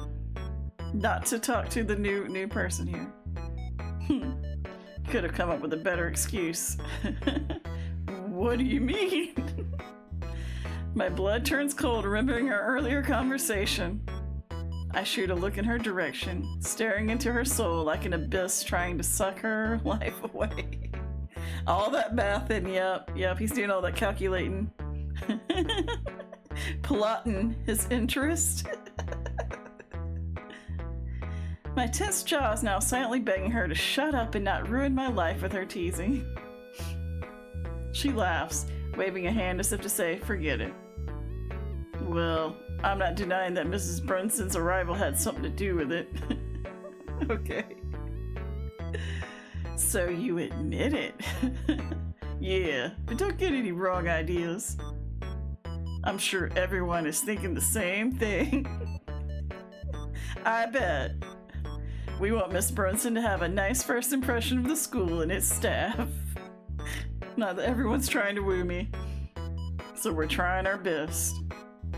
Edgar's gentle smile grabs my heart with care and waking up the dormant butterflies in my stomach. Sure. Yeah, he just wants me to feel welcome. Maybe he is trying to be nice, but knowing that they want me here means a lot to me. Thank you. We were all head over heels on your first day too, Chris. Yeah, until I tell you that I had a boyfriend. Then you start acting like the real you. Really? really. But now that you mention it, are you in a relationship, Miss Brunson? No, I'm single. And I'm blushing. Ooh. Why does he look so surprised by that? That's good news. He's only blushing a little bit. Just don't let the others know. Wink. Edgar winks at me as Christy rolls her eyes. To be honest, I was expecting the situation to be a lot more awkward, but somehow, Edgar turned my embarrassment into something fun. So that's what happened to the last teacher. They found out she was married. Then they ran her off. Christy has a boyfriend, so there's still a chance. Very, very slight. But us, we are single. I feel like the principal's in on it too, because he's like, yeah, you'll do good to help make things interesting around here. The principal definitely loves chaos. Maybe, just maybe, Christy is right about these guys. Maybe I should try to have fun like they do. Fun. If they hear about this, they'll try way too hard to impress you at the party. There's a party? She got to stay because she invited you, yes. They were like, you got a friend? Nice. That's why she told them everything about me. Eh? What party? Party like a rock star, yeah. Your welcoming party, this Friday. Yeah, remind me to talk to Thomas about it later. We need to decide what snacks to buy. All the snacks. Sure. Wait, are you serious? You guys don't have to do that. I don't want to cause trouble for anyone. Nah, they all want a reason to party with you. Don't worry, we all agreed to do it for you. Besides, it's a great excuse to skip work on a Friday night. Oh, I see your point. Also, we haven't really had the chance to talk to you properly. Having a party will make it easier to get to know each other and just have fun. That's true. I can't wait to learn all about your hobbies and your favorite snacks. I like Funyuns. And macarons. And cake. I like cake. Gosh, Edgar, how old are you? I'm curious to know more about everyone, too. Yes, nice. You two better have fun. It's our only chance to get Christine out of her house to socialize a bit. Christy! What? Is Christine the introverted type? Yes, I am. So what? Fight me. In real life, I'm a hermit too. I can't help it. I'm not like that. I'm just a little shy when it comes to meeting new people. Then don't worry. You've already got friends here. Thanks. It may be a problem for you to talk to Markus and Leonard, but the rest is fine. The rest is you, Edgar. Christy's just like, about to like push him away. She's like, stop. Interrupting the conversation, Markus and Leonard arrive at the lounge. Good morning. Morning. Speak of the devil. Eh? Leonard looks at us, confused, while Markus does his best to ignore the group and avoid being pulled into the conversation. We were talking about the party on Friday. You guys are coming, right? Of course. Right. I wanted to ask something about it. Are we going to have alcoholic drinks at this party? Well, of course. What kind of party doesn't have drinks? What if I don't drink?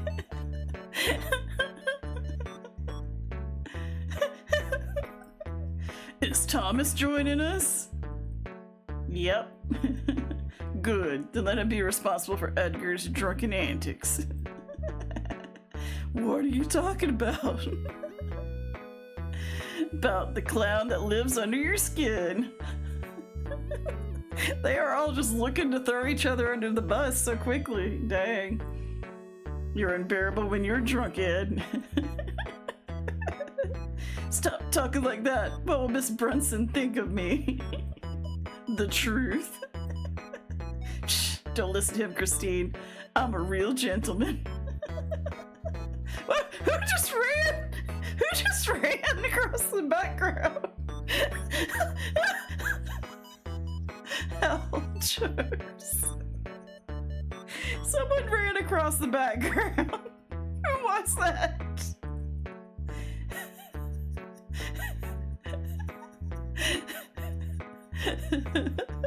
Be careful, he is taking advantage of you because you are new here. He was like, shit, I'm out of here. There's too many people talking crap in this room. I'm running through.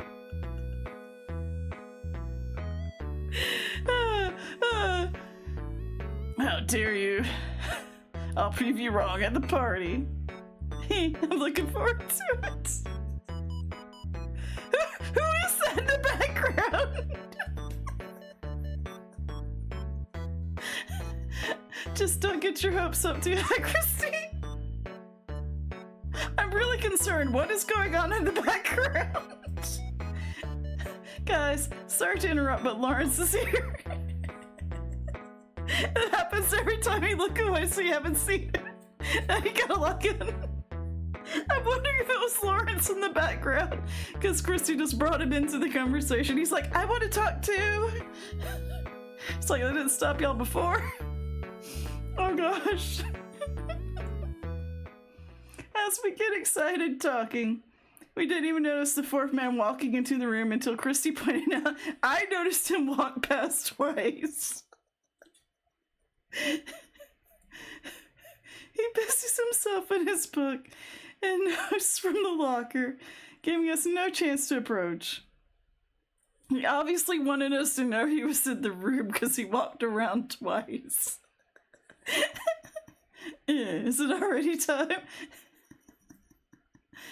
What are you? Lawrence only shows up on time when it's time to work. Oh, how convenient. All right, move, boys. Let Christine get to work. It's still early. The kids won't mind on waiting a bit. Move. Yeah, we're supposed to teach kids. We can't all be late to our classes. This is the most responsible school ever. See you later, Christine. Yes, definitely a cat just walk in front of you. Notice me. Yes. Yes. What? I didn't see you there. Walks by twice. I didn't see you there. Noting that, yes. Good luck today. Thank you, guys. Watching them leave, I grab my stuff from the table. It's time to start another day. But today, I feel more confident and ready to be myself in the classroom.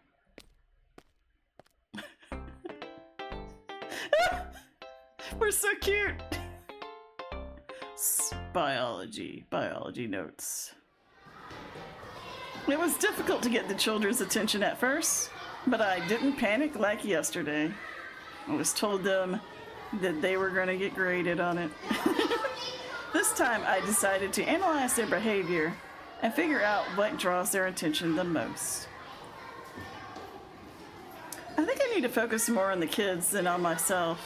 Yes, focus on your job. It's not about how I look as a teacher, but how I can help them through my work. With that in mind, I worked a lot better than I expected. Now I'm out for a well-deserved lunch break. I jingled keys. I'm like, look, kids, here it is, biology. Take the notes. Oh, goodness.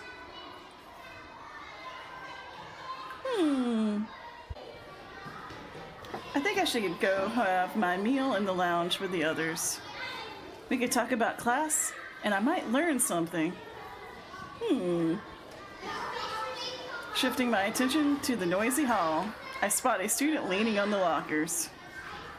He has one hand on his stomach, while his head hangs low, hiding his face. Is that kid okay? Such a weak posture instantly triggers my danger sense. He doesn't look fine. Yeah, let's go help that kid. That kid sounds like he's having problems. I need to do something. Shaking my head, I rush over to him. Hey, you. Call the lawyers. I know, right? our team of lawyers. Oh. I reach him just in time to catch his small body before his legs give out. Oh, dang. Good thing we were there. If we'd have let him drop, he really would have had to call the lawyers. Surprised to be supported by my arms, he looks up. His face is as pale as paper, and his eyelids are too heavy to fully meet my gaze. It's okay. I'm here now. What happened? My stomach. It hurts. Oh, that's not good. Please don't puke on me. Trying to sound as calm as possible, I look around, noticing other curious students approaching us. I need to act fast before this turns into chaos. Move along, kids. While juggling 1,000 thoughts, I suddenly remember something Thomas said yesterday. Yep, food poisoning. Could be. The nurse's office is at the end of this hall. Now I just need to take him there. Kid, can you walk? Yes. Then come with me. I know someone who can help you. Okay. Don't rush it. Let's go one step at a time. With his arms slung over my shoulder, the kid does his best to shuffle along with me down the busy hallway. No lunch for me today. In a few minutes, we arrived at a quiet white room. I push open the door and quickly help the kid inside. Excuse me, is there anyone here? I call out, looking around for someone. The place is just as big as I imagined. There are a few beds, some medicine cabinets, and a lonely reception desk. But no one is here to help. Are we that short-staffed we don't have a nurse? With no time to waste, I help the student lie down on one of the beds. Stay here for a bit. Okay. Trying to smile and look reassuring, I speak gently to him, unsure what to do next. Did the doctor go out for lunch? Should I leave the boy all alone and go look for her? I can't give him any meds, can I? Nah, he shouldn't be able to do that, because you're not the nurse. He has to have a permission slip for that, too. Can I help you? Interrupting my thoughts, a low voice calls out from behind me. Who is this? Okay. I spin around on my heels and find a man standing there, wearing a lab coat with a pen between his fingers. Nurse Patty, right? Where did you come from? What up, Doc? I know, right? Hello, nurse. Yeah. Toilet. Oh. I take a better look at his tired face, forgetting for a moment why I'm even here. I haven't seen him before, and for a moment, I find myself mesmerized by his eyes. Was my man rocking a vest with no shirt? I think so. A lazy smirk curls in the corner of his lips, making me realize I've been staring too long. She's clearly staring at his eyes. Yes, his eyes. That's what we call this button right here. That's his eyes. I'm some higher, baby.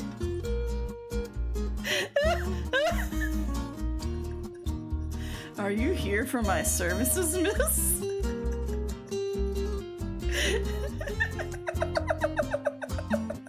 Yeah, totally. Or maybe are you looking for something else?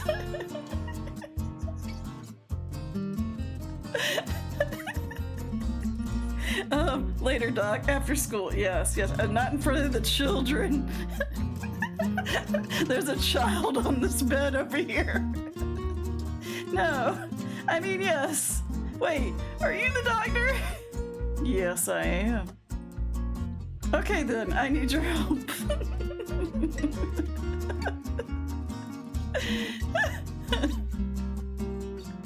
Still holding a smile in his eyes, the man walks closer to me. I am glad this child is not dying. Because he's just like, hello there. Let's ignore this kid.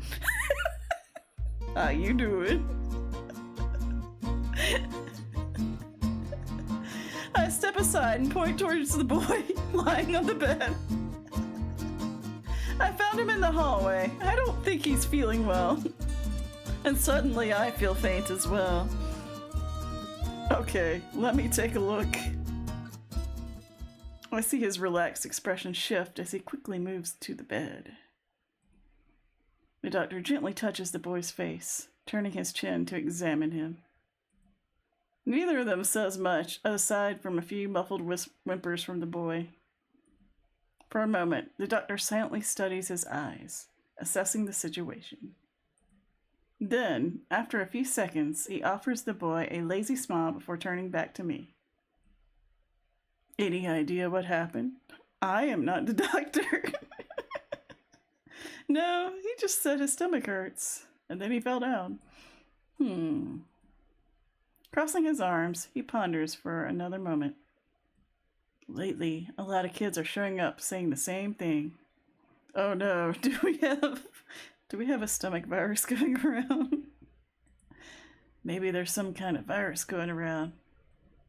Or maybe it's just spoiled food. Oh no. He talks mostly to himself, looking concerned as he plans what to do next. I should check the kitchen later to make sure it's not coming from the school. Still, my best guess is junk food. I see. That is nothing serious. Oh yes, don't worry. Turning to the kid, he exhales tiredly. I'll give you a quick checkup and some meds. But I want you to stay here for the next few classes, okay? Yes, sir. Good boy. Turning back to me, he flashes a playful smile, assuring me the kid is in good hands. Does he care if that kid's okay? Thanks for bringing him here. Dang, so he doesn't even have like an undershirt on. I see his belly through here. He does just have a lab coat and a vest. Did you forget your shirt, sir? And is this a tattoo up here? It's like he wanted us to know. He's like, oh no, the new teacher's here. I gotta enter more dramatically. Did he pay that kid to get my attention? To test if I would help him out? I've got so many questions. Of course. I'll take it from here. He's been infected by... I'm sure Maru, yes. Thanks. Then help get going. Get well soon, kid. Thank you, miss. Nodding, I take a step back. I do not introduce myself to this doctor. This is the first time I've met the school doctor, and I can't help the curiosity bubbling inside of me. I can't deny, I wanted to stay a little longer, but since I knew I wouldn't be of any help, I decided to follow his instructions. Did not say hi and find his name. I still need to eat something and get back to work.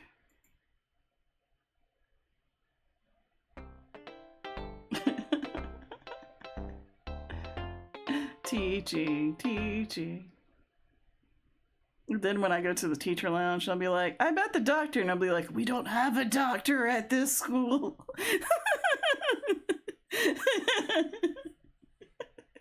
when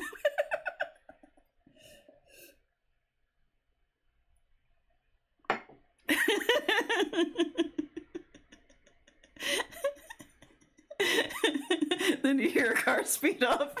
Yes. And then we know what happened to the other biology teacher.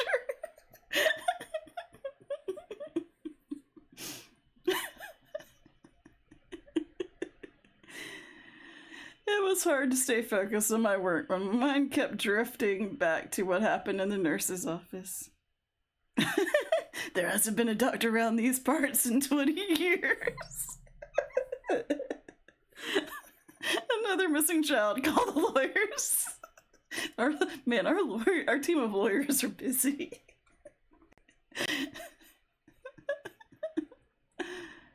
Finding the boy in the hallway was already surprising, but meeting the doctor was even more so. I don't know why I expected a doctor to be a woman, but that made my reaction even stronger. I noticed that he looks a little sloppy, but he also seems experienced, like he knows the kids better than I ever could. Thanks to all the questions running through my head, I'm now walking back to that room to check on both of them. Wow, sexist much? I know, right? We have a lot of assumptions.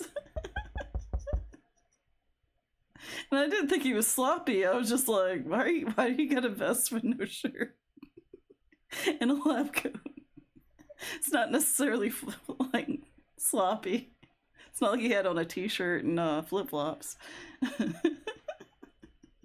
I hope I'm not bothering him. Come in. A lazy low voice calls out from inside. I glance at myself, making sure I don't look as eager to see him again as I feel. Straightening my clothes, I open the door.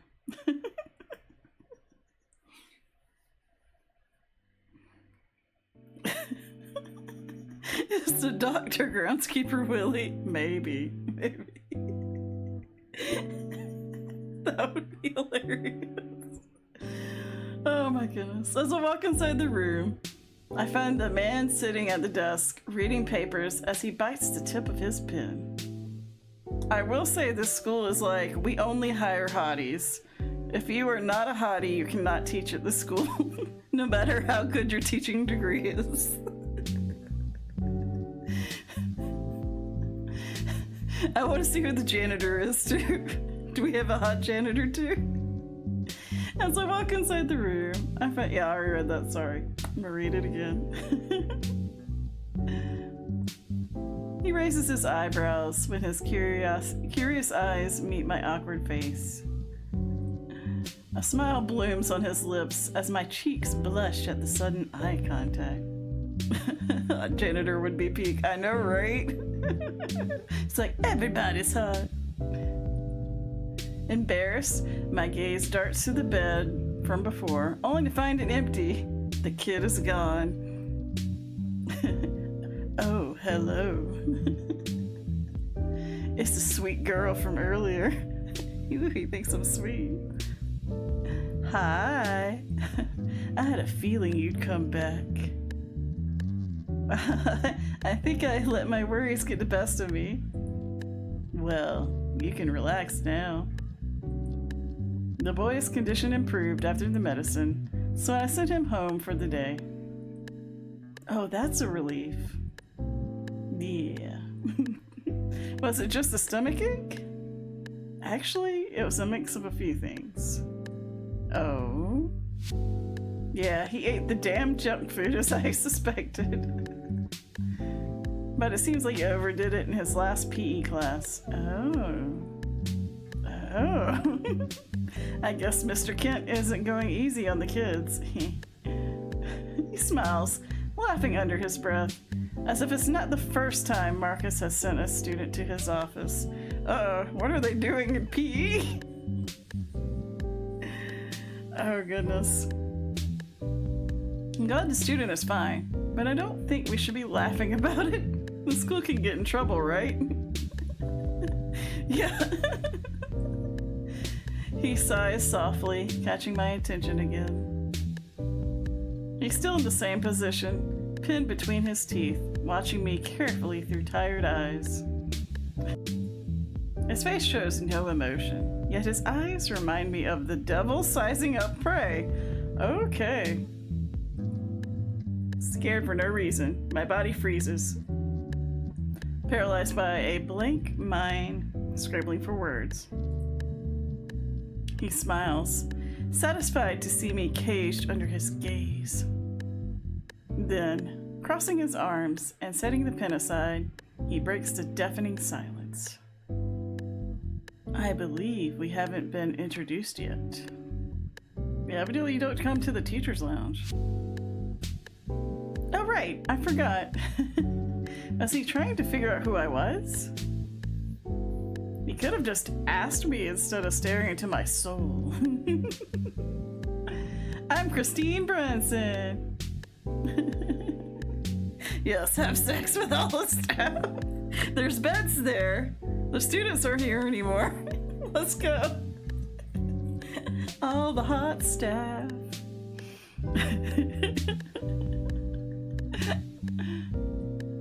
Ray Fox. Oh, he's foxy. Show them. Think of the children. I don't think Thomas mentioned you before. Yeah, I started working yesterday. Really? Yes, I'm still getting used to everything. So I haven't had the chance to meet everyone yet. Including me. That's right. Are you a teacher, Miss Brunson? Yes, I'm teaching biology. He's like, do you want to practice? Oh, my favorite subject. Then I guess we're going to see each other often. Probably. That's great news. What are you asking, I know, right? I can't wait to spend more time with you.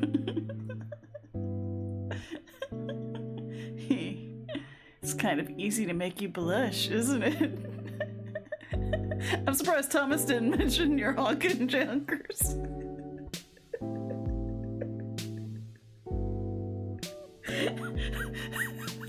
Never. So you like stuff? Yeah. You like biology? I am biology. Keep it in your vest, Dr. Man Cleavage. He is very thinly hiding this. Yeah, that's cute. He called us cute.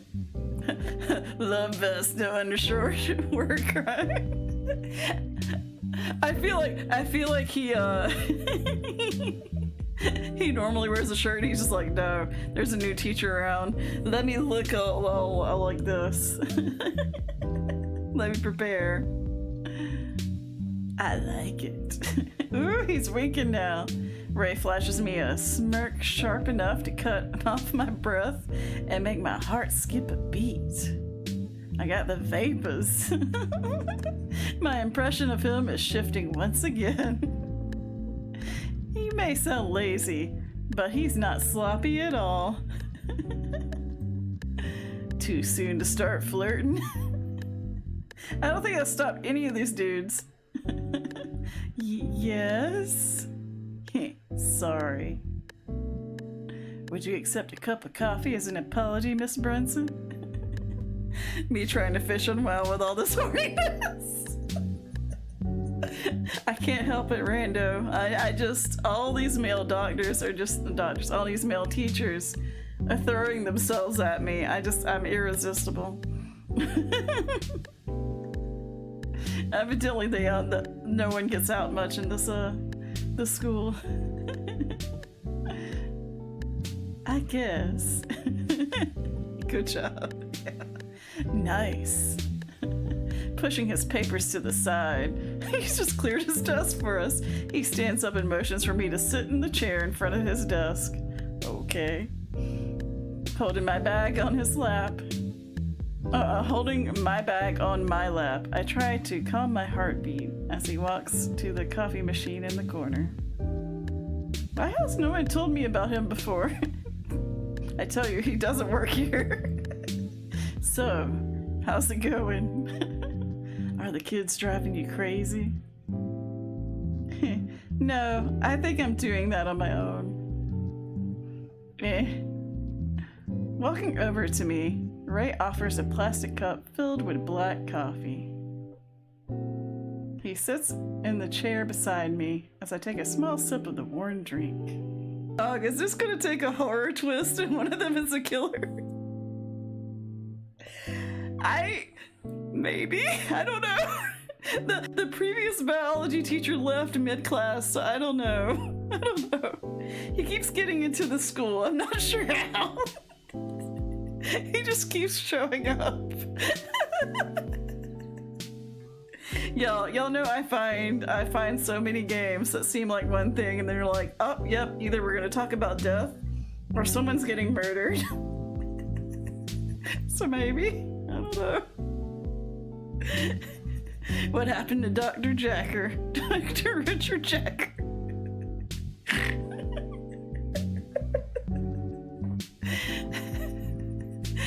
Either someone's gonna get effed or someone's getting killed. I don't know.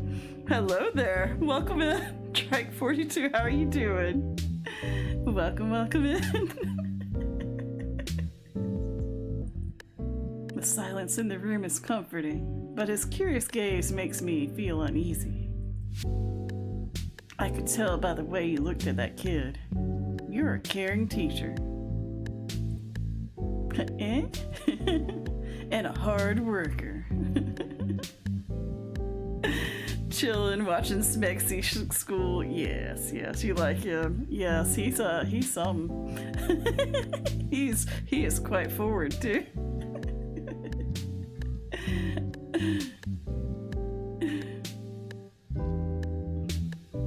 You are already doing more for this school than those old guys. I saved one student. What are they doing to the students? They're just gonna let them fall on the floor? Don't they know about our team of lawyers?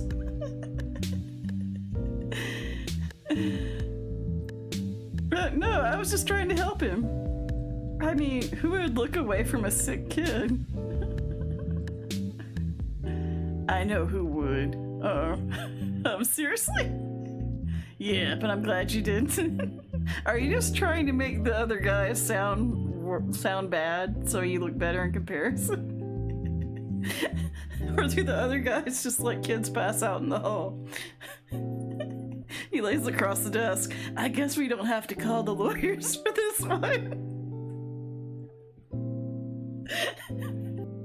Yeah, but I'm glad you didn't. Your effort made a difference today. I'm glad to help. I just hope you're also taking care of yourself. You're not planning to stay overtime already, are you? Oh no, I just wanted to check on the kid and you... I mean, I was just going home. How nice of you. This must be some kind of special skill of mine to turn every situation into something awkward. Go home to a real hospital. I got a new teacher to talk to. Sus. Yeah. We're learning so much, aren't we, Trick? Feeling sweat forming on my forehead, I shift my gaze towards the bed across the room. Girl!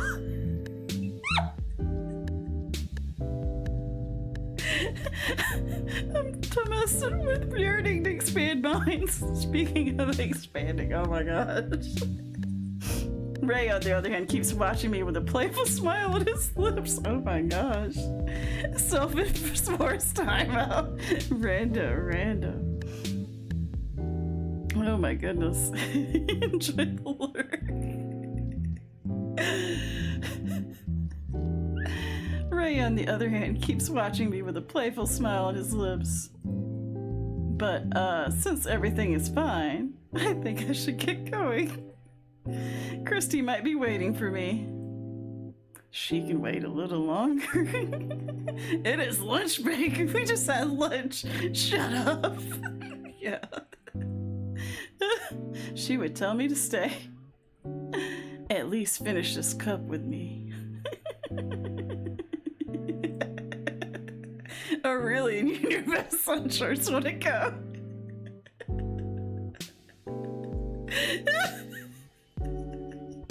There is no HR director here at the school.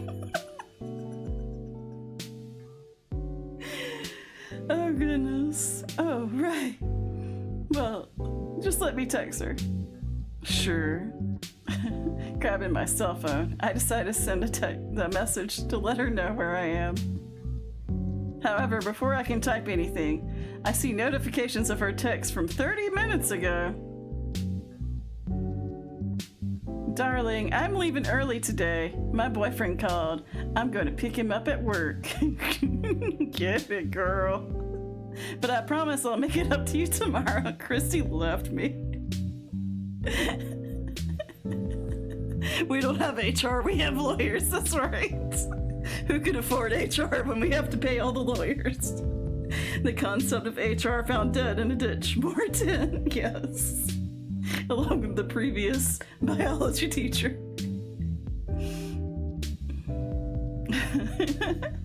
What's wrong? Evidently our friend is not worried about us. Looks like I'm not in a hurry anymore. Christy has left early. Oh, guess I'm walking home tonight. Then maybe I should offer you another cup. Have fun with Dr. McDreamy, I know, right? I know where you are. You're in trouble for being a himbo. Yes. Thank you. But I should get going before it gets dark. I can give you a ride if you want, but you'll have to wait for me to finish some notes. No. It's okay. I don't want to bother you. We just met. Totally ride with you. It's not a bother at all. Alright, it would take 2 seconds to be like, Christy, is there a guy named Ray Fox that works here? Too easy, I know, right? Finished drinking, I toss the cup in the trash, standing up as his keen eyes follow me. So forward, I know, right? I can't go home with someone I just met. No, it's fine. I don't live that far from here. Maybe we can find some roadkill on the side of the road. Are you sure? Yes. Thank you for the coffee, Mr. Fox. Ah, drop that formality. Just Fox is fine. Yeah, I'll try. If I can't change your mind, let me at least give you my number. Eh? Why? Why would someone give you their number? Why would you do that? Why would you do that? It's getting late for a lady to be alone on the streets. You said it yourself. Oh. Hey, that's not roadkill. That's a biology teacher in HR. Yes, yes. The lawyers will have to deal with that. If anything happens, just call me. Oh, okay. After teasing me so much, I wasn't expecting our last interaction to be so sweet. Instead of saying something flirty, he is trying to make sure I'll be safe. He's lulling me in. His expression right now is the same as when he was checking the boy's condition.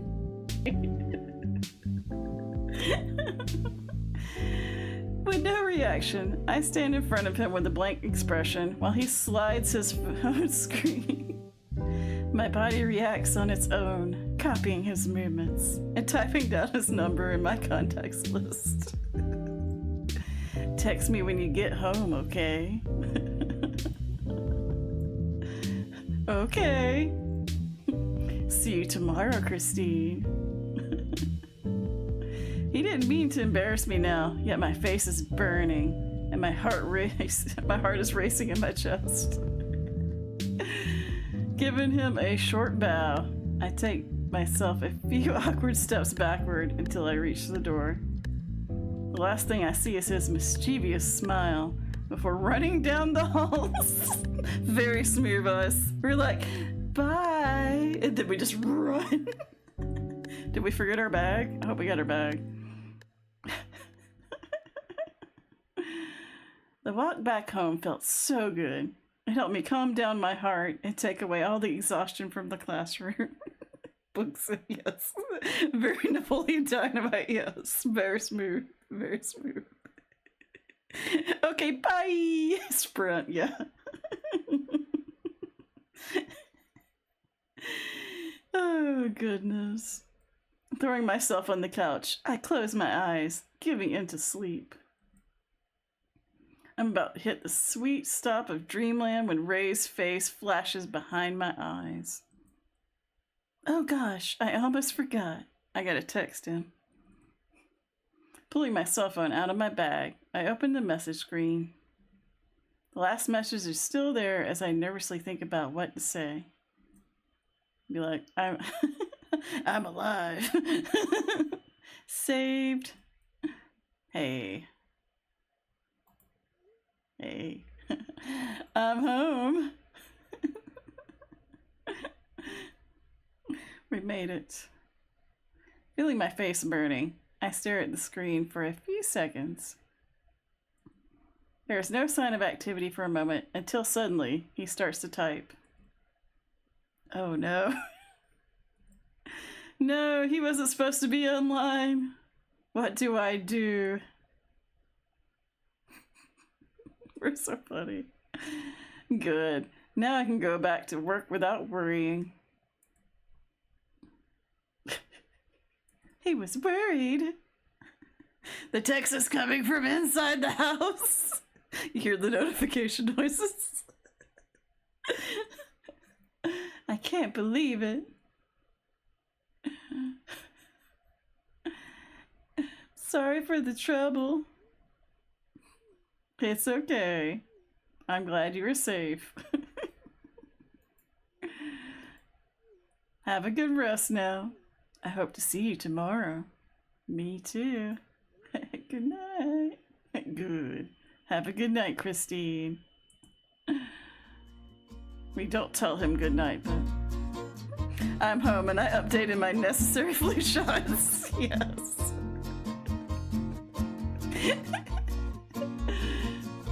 I think it's going to be hard for me not to fall in love if they keep being so nice. Putting the phone down on the center table, I lie back on the couch with a smile that insists on staying on my face. He summoned the music, he did. That's how smooth he was.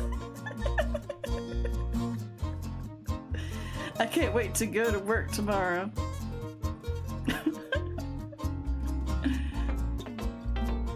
Teaching time. Nice. We're so good at teaching. We're back here.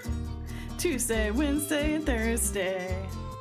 Before I knew it, an entire week was ticking away before my eyes. We're pretty good at teaching. Today, the long-awaited welcome party is about to happen, and I still don't know how I should feel about it.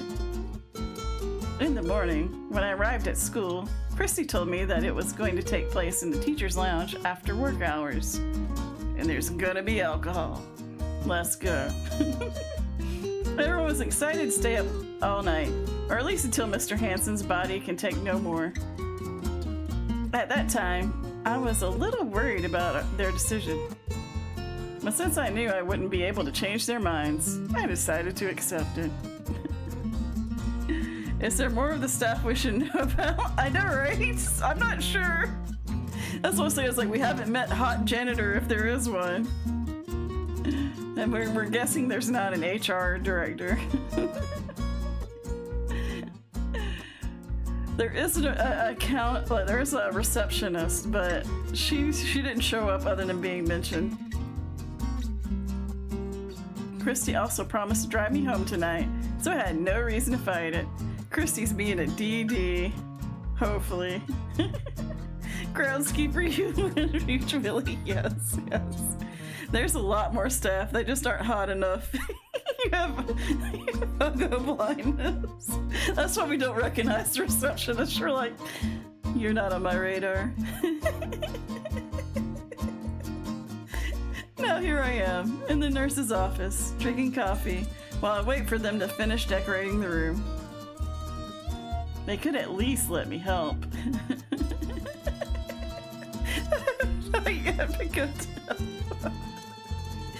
Oh, goodness. That's how they are. He's back. The always nice teachers. I'd be surprised they even let you near that room. Storing new boxes of medicine in his cabinets, Ray talks to me in his usual sluggish voice. What medicines you got there? I'm glad he's here, so I don't have to spend my afternoon worrying about the whole party thing. It's not like I'm nervous, but since I don't do well with social events, I'm a little worried about the outcome. And I also get to find out if they all know that this guy exists or not. I don't know how to make friends anymore. It's strange how everything sounds easy, either too easy or too awkward at my age. Don't worry too much about what they are doing. I'm sure the room will look the same in the end. I'll give you Forter Trapper Keepers for you to purchase an actual t-shirt. Nah, man. He's not gonna get a shirt. You know it. I hope so. By the way, did they force you to stay here with me? Of course not. He volunteered. Sultry villain. Why does it feel like this party is taking place during school hours? It's supposed to be after Friday. That shirt would wear him. Yes. Hey, Scott. Right, kids are in detention and this is taking place. Yeah, don't worry about those kids. F those kids, they're fine. This is my office, and I'm here because I want to be. Really? Miss Brunson, do you think I'd lie about wanting to spend some alone time with you? To quote Michael Jordan, yeah.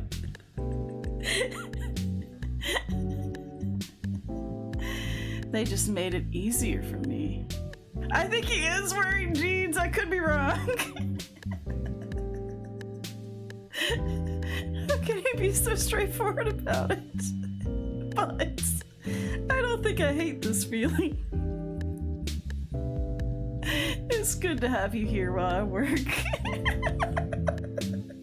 Eh? Wait, are you gonna work all night? Yes. So you're not joining the party? That's right. I want to know if the rest of them know that you exist here. You're working hard.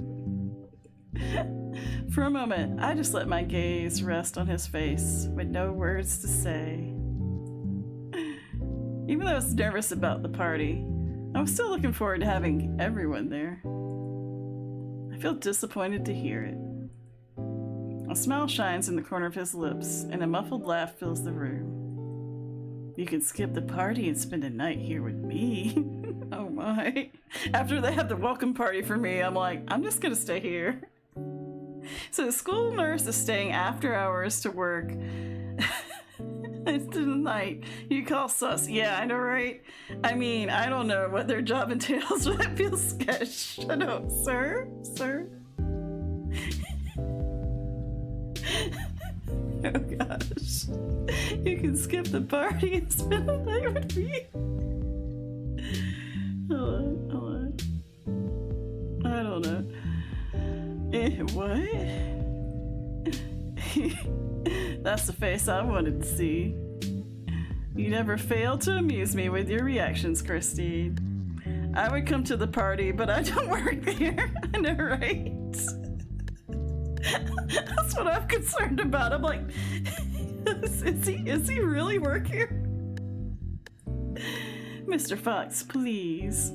Stop playing with my heart like that. Sorry, but you make it hard for me when you're so sweet. Just to be clear, I'm not choosing my job over you, okay?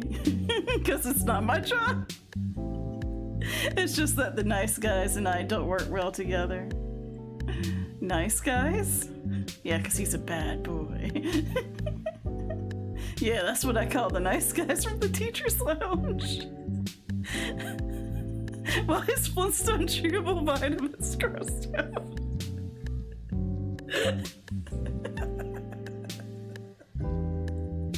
Oh. So it's like you guys don't click? We're in different positions, that's all.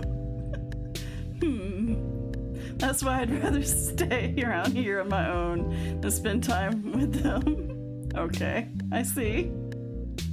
He's giving me all the signs not to ask him anything about it. I can see that, but I can't help being curious. Those nice guys are anti-murdering.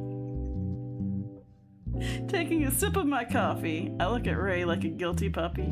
Should we be drinking his coffee? It takes him a moment to notice, but as soon as he sees my face, he smiles, shaking his head. Stop looking at me like that. I have nothing against him, but it's hard for me to deal with. You know, them. Uh-huh. Can you elaborate a bit more for me? I just want to make sure you're not murdering people. He could be secretly Gray Fox from Metal Gear. If he asks you to show his sword, say no. Yes. He'll do more harm if you don't root meow.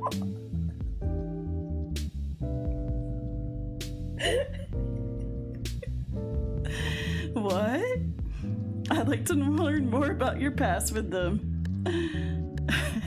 What is it, Mr. Fox? Are you thinking about declining a teacher's request? I think this is the first time I've seen an astonished expression on his face. He's like, you asked me why I don't get along with them? A feeling of accomplishment fills my chest. You got me. I'm only doing this because you're my favorite teacher. Leaving the boxes on the floor, Ray sits on his desk in front of me. It feels a bit intimidating to be so close to his crossed legs while he looks down at me. But I think he's doing it on purpose, as punishment for earlier. It's no surprise that the teachers are the heads of the school. I mean, the teachers run most everything here. They're the ones who make all the decisions around here, even the stupid ones.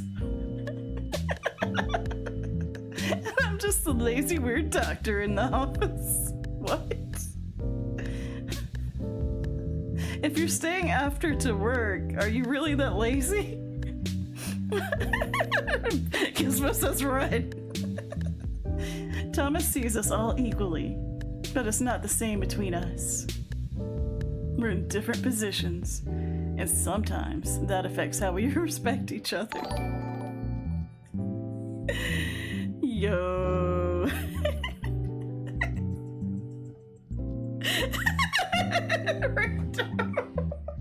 Well, it is an Otome game. It's about some romancing. But hey, welcome in. You're tired. Yes. Hello and welcome, Raiders. Thank you, Kel. You love Otome Games? Oh yeah, we've been having fun with this. That is Rando's comment. Rando's comment. I should look up and hear something. Welcome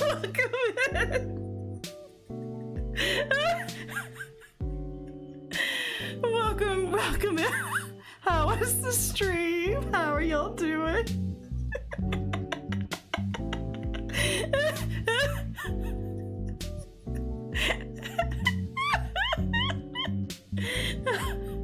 Welcome in. We're playing This was our last stream for the Otome Games Celebration. This is Teachers with Love and Passion. It is. It's an Otome game where we are a biology teacher who has just started working at this school. Evidently our friend Christy is the only girl who works at this school other than us, and everyone else is fine, man. Someone please ask Dr. Man Cleavage to take Steve's pulse. I think she's losing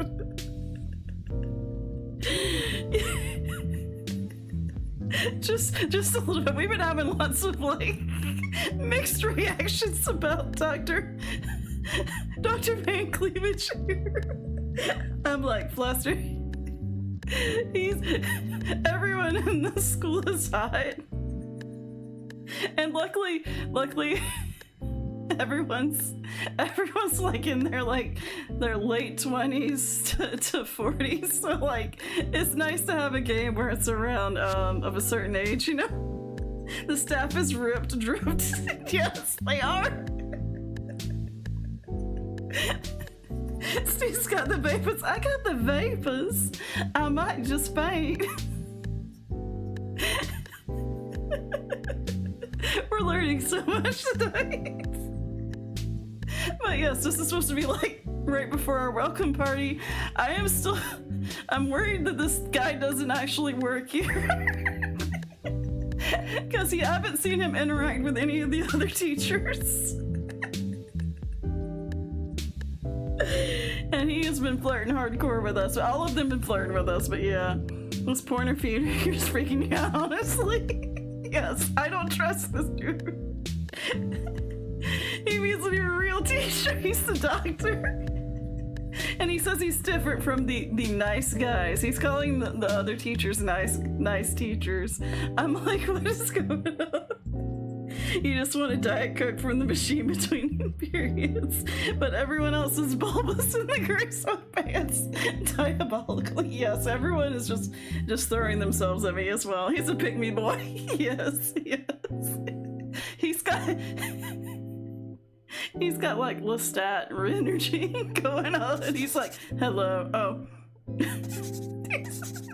Makes noises. Sorry, I didn't expect it, and I moved over. I was like, what is that? What's going on? But how are y'all doing? How is the stream? Welcome in. If you need to take a break, please do, but as you can tell, we're having a fantastic time here.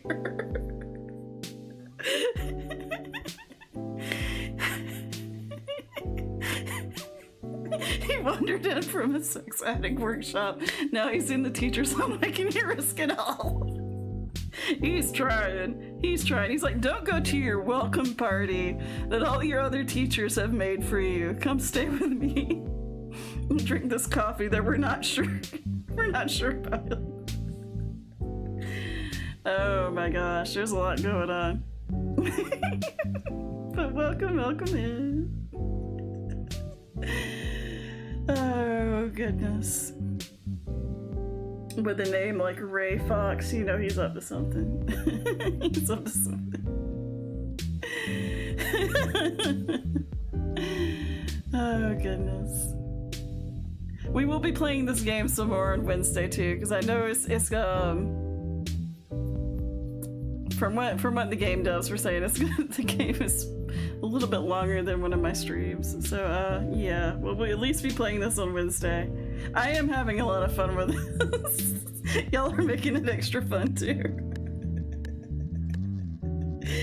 Oh, goodness. Rita's like, just go for it.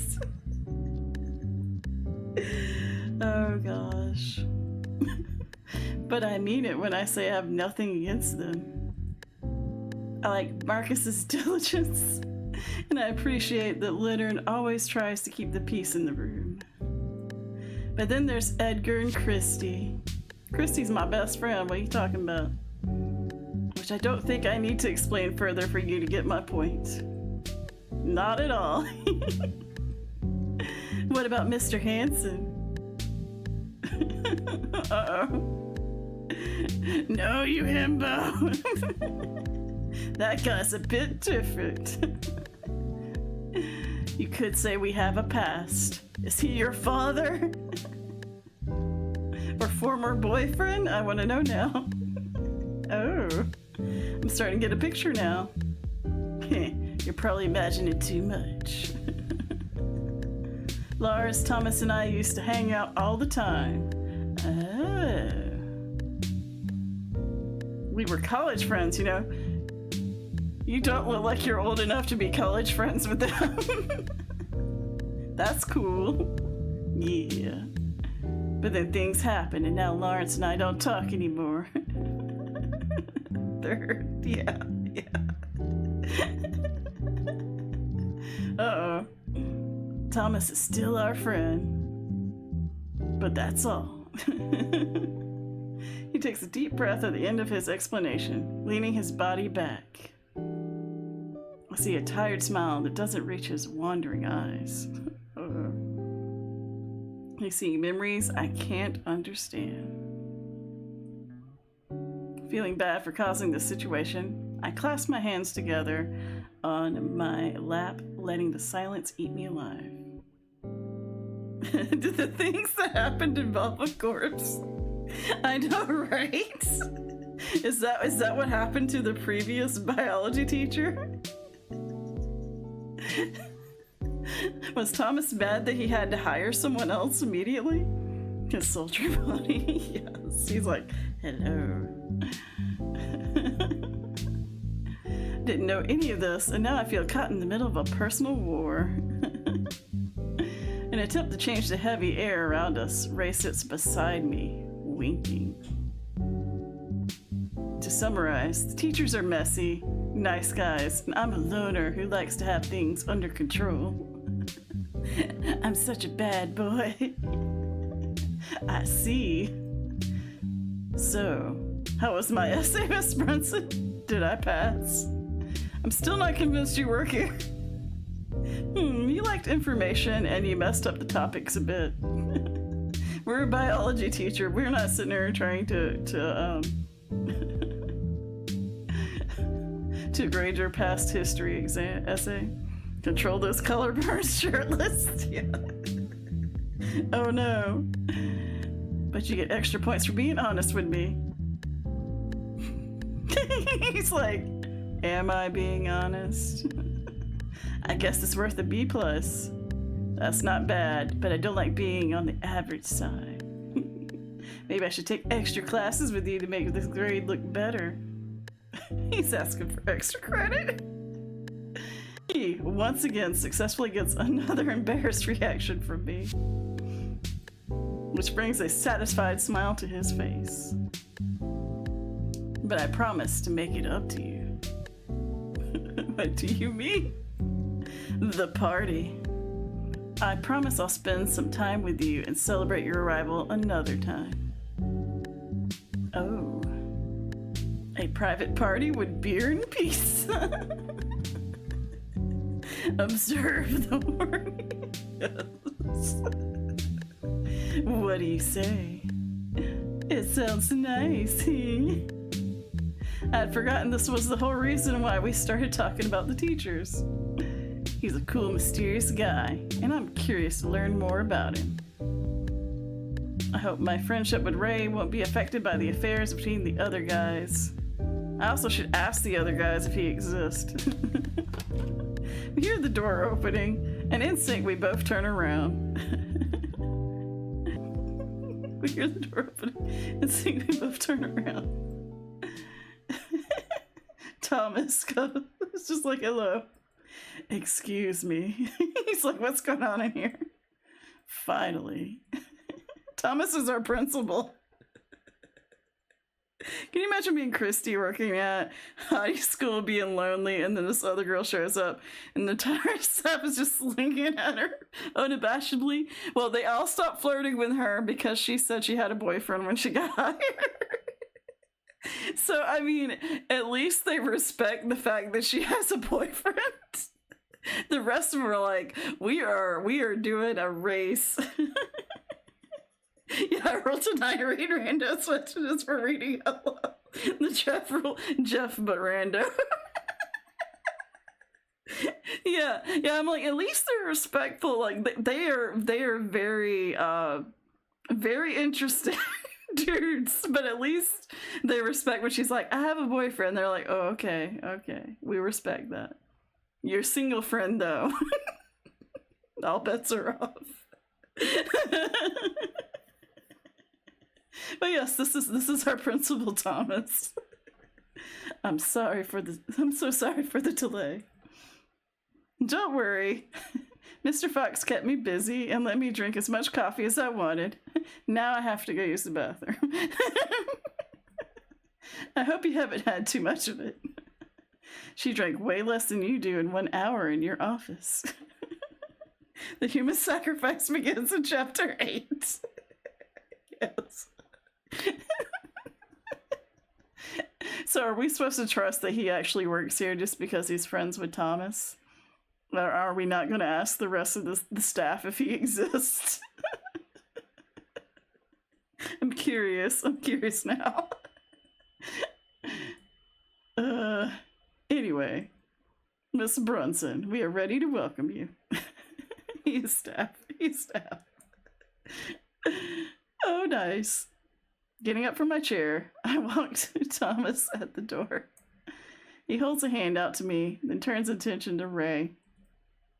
His ever so gentle eyes look at his friend like a sad puppy. Ray laughs under his breath, rolling his eyes, already knowing where this is going. Are you sure you don't want to join us, Ray? Yes, I'm sure. Okay. It's going to be too noisy for me. But we have snacks. Who cares about this noise? We have snacks. I'm good, Thomas, thanks. Miss Brunson will have enough people running after her tonight. See your point. In that case, I'll let you work, Ray. I told you, Thomas, I don't share anymore. Yes. Ray's like, it's just me or nothing.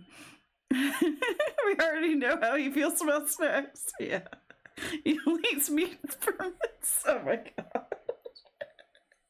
What if we were just kisses? And let's everyone just make out. Who needs snacks when you are one? Dr. Macbeth's cleavage. Yes. He's like, I'm not a snack, I'm the whole entree.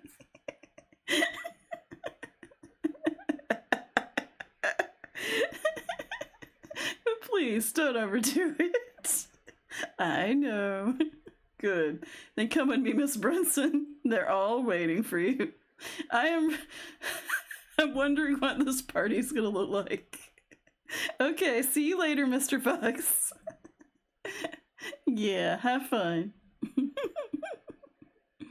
Feeling butterflies dancing in my stomach, I follow Thomas to the lounge, letting Ray go back to his work. Oh, yeah, everyone's waiting. Such cute decorations. Thomas opens the door, and to my surprise, I find a completely different room from the one I saw earlier today, because pink balloons and a banner is totally different. Party ornaments are taped to the wall, colorful balloons brighten up the room, and a pink ribbon highlights a welcome message at the center. I see fresh snacks on small plates on the table, and the teachers, scattered around the room, greet me with troubled expressions that make me smile. Why did they look troubled? Witchcraft! Thomas the Tank Engine. Oh my gosh. They are witches. How did they transform this entire room?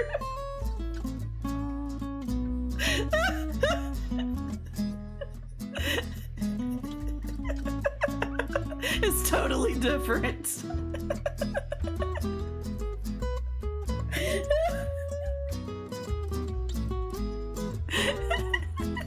Enjoy the lurk random. These teachers didn't hang a sign. Not good for the students. Yeah. They're like, we ran out of ribbons and tacks. We have to make a decision. Oh my gosh. I cannot. When Christy told me we were having a party, I was expecting something casual, like a quick visit to a friend's house, not the teacher's lounge. Where are we? How did we get here? This is something else. They really worked hard for it. And suddenly the room's full. Shoving papers and other stuff to the side, the teachers walk closer to me, pretending to be done with their work. They're all too busy talking about me to decorate. Hey, I'm glad you're still here. I thought that weirdo would scare you home. Okay, so y'all do know about him. He does exist, okay? Of course not. Mr. Fox was nice to me. Really? Everyone but Thomas seems skeptical about that. That's good, I guess? Yeah, and sorry we were taking so long. Don't worry about it. We had a fun time in there. Seeing the room now, I can understand your reasons. Oh no, you don't. Eh? It's all Edgar's fault that we are late. That's not true. You guys couldn't decide where to hang the decorations to. Do you have his coffee? Yes. Did you have his coffee? Oh goodness. You were shaking the ribbons everywhere. You even ripped a few off. That was an accident. You also messed up the words on my panel. I was forced to throw it out. As long as you stay away from the creamer. Yes.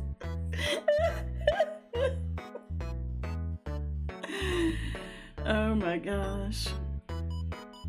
I agree with him, man. The room was supposed to look better. Now it looks like a kid's party. Well, as long as we have the booze and snacks, we're fine. It's all good. A fun kid's party? Gentlemen, please. I can't deny that it's kind of fun to watch them fighting over it. My heart feels so full I can barely hold back my smile. Me walking into that room after they spent hours decorating and working so hard on it. Daniel.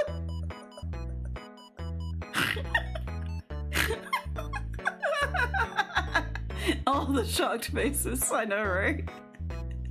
It's gorgeous. Oh gosh. I really need to keep playing Otome games and visual novels with y'all. Y'all are so Oh my gosh. My heart feels so full I can barely hold back my smile. They wanted it to be perfect for me. They worried way too much about it. Guys, it's fine. I'm still surprised by all of your hard work. And so is Daniel. And are you happy with it? It's trash. I'm leaving. This is amazing for straight to a thank you, Drake. It's been a wild adventure. Of course I am. Then I guess it was worth it. Honestly, you didn't have to do all this for me. You spent hours on this. They had to work with what little teacher budget they got, man. This is at least 5 years worth of teacher salaries right there. Because teachers don't get paid enough. The hours is killing me. It's okay, Daniel. Honestly, you didn't have to do all this for me. A simple welcome would be enough. Oh, don't be humble. It's your first week here. It deserves to be celebrated. Yeah, especially since we didn't know if he'd stay much longer. Mitchell. He isn't wrong. This party is part of Thomas's strategy. What? He's like, I would never. Time to get out your mouth. I missed it. Yeah, that's what they were saying. What? He makes you feel good, and before you realize it, you have signed a lifetime contract in this school. It's kind of true. How dare you say? Then it's working. Eh? Everyone's surprised. I don't think I want to leave anymore.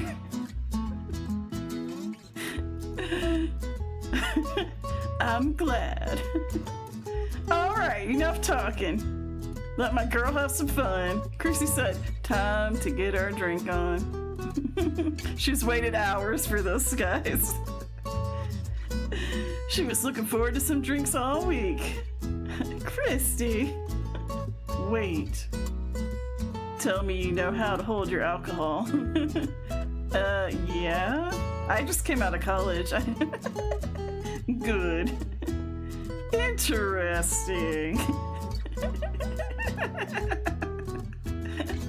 Then let's have a drinking competition. Mitchell. Everyone. Someone's cell phone just had a notification. Cell phone rings, stopping the discussion right on time. Everyone quickly looks for it in their pockets and bags, but soon we all stop just when we see Thomas raising a hand. It's mine. You hold it in a cup in your hand? Duh. Markus, can you do it without... Can you do it with one hand?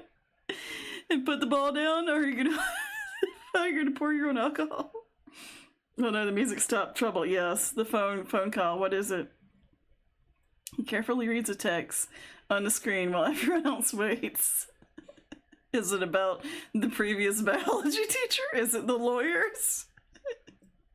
Suddenly, Thomas's bright expression fades away, making us worried. Oh no, it is so bad. What's wrong? Looks like my son got hurt at school. Oh no, you have a son? Is he all right? For the first time since I arrived, I hear Mr. Hansen's voice calling out for Thomas.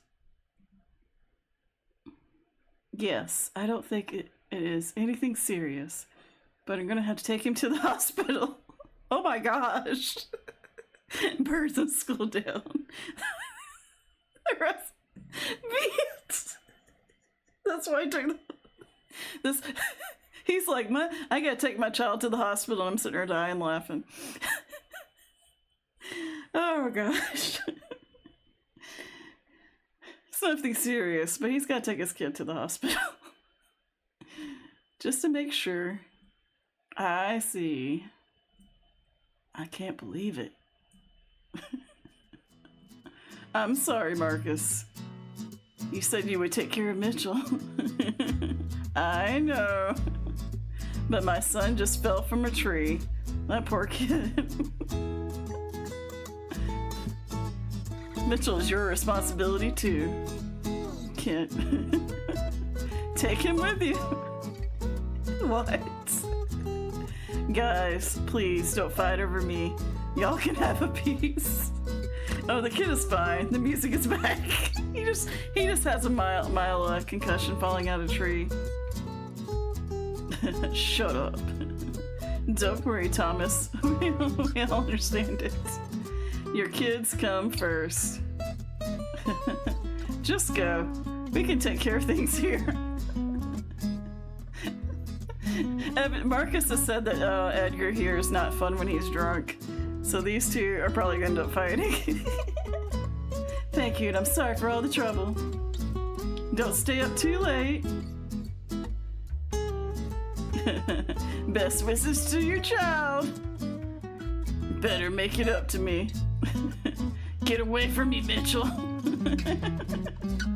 Thomas runs out of the room, leaving us behind. Edgar and Markus fight each other a little longer, but soon everything goes back to normal.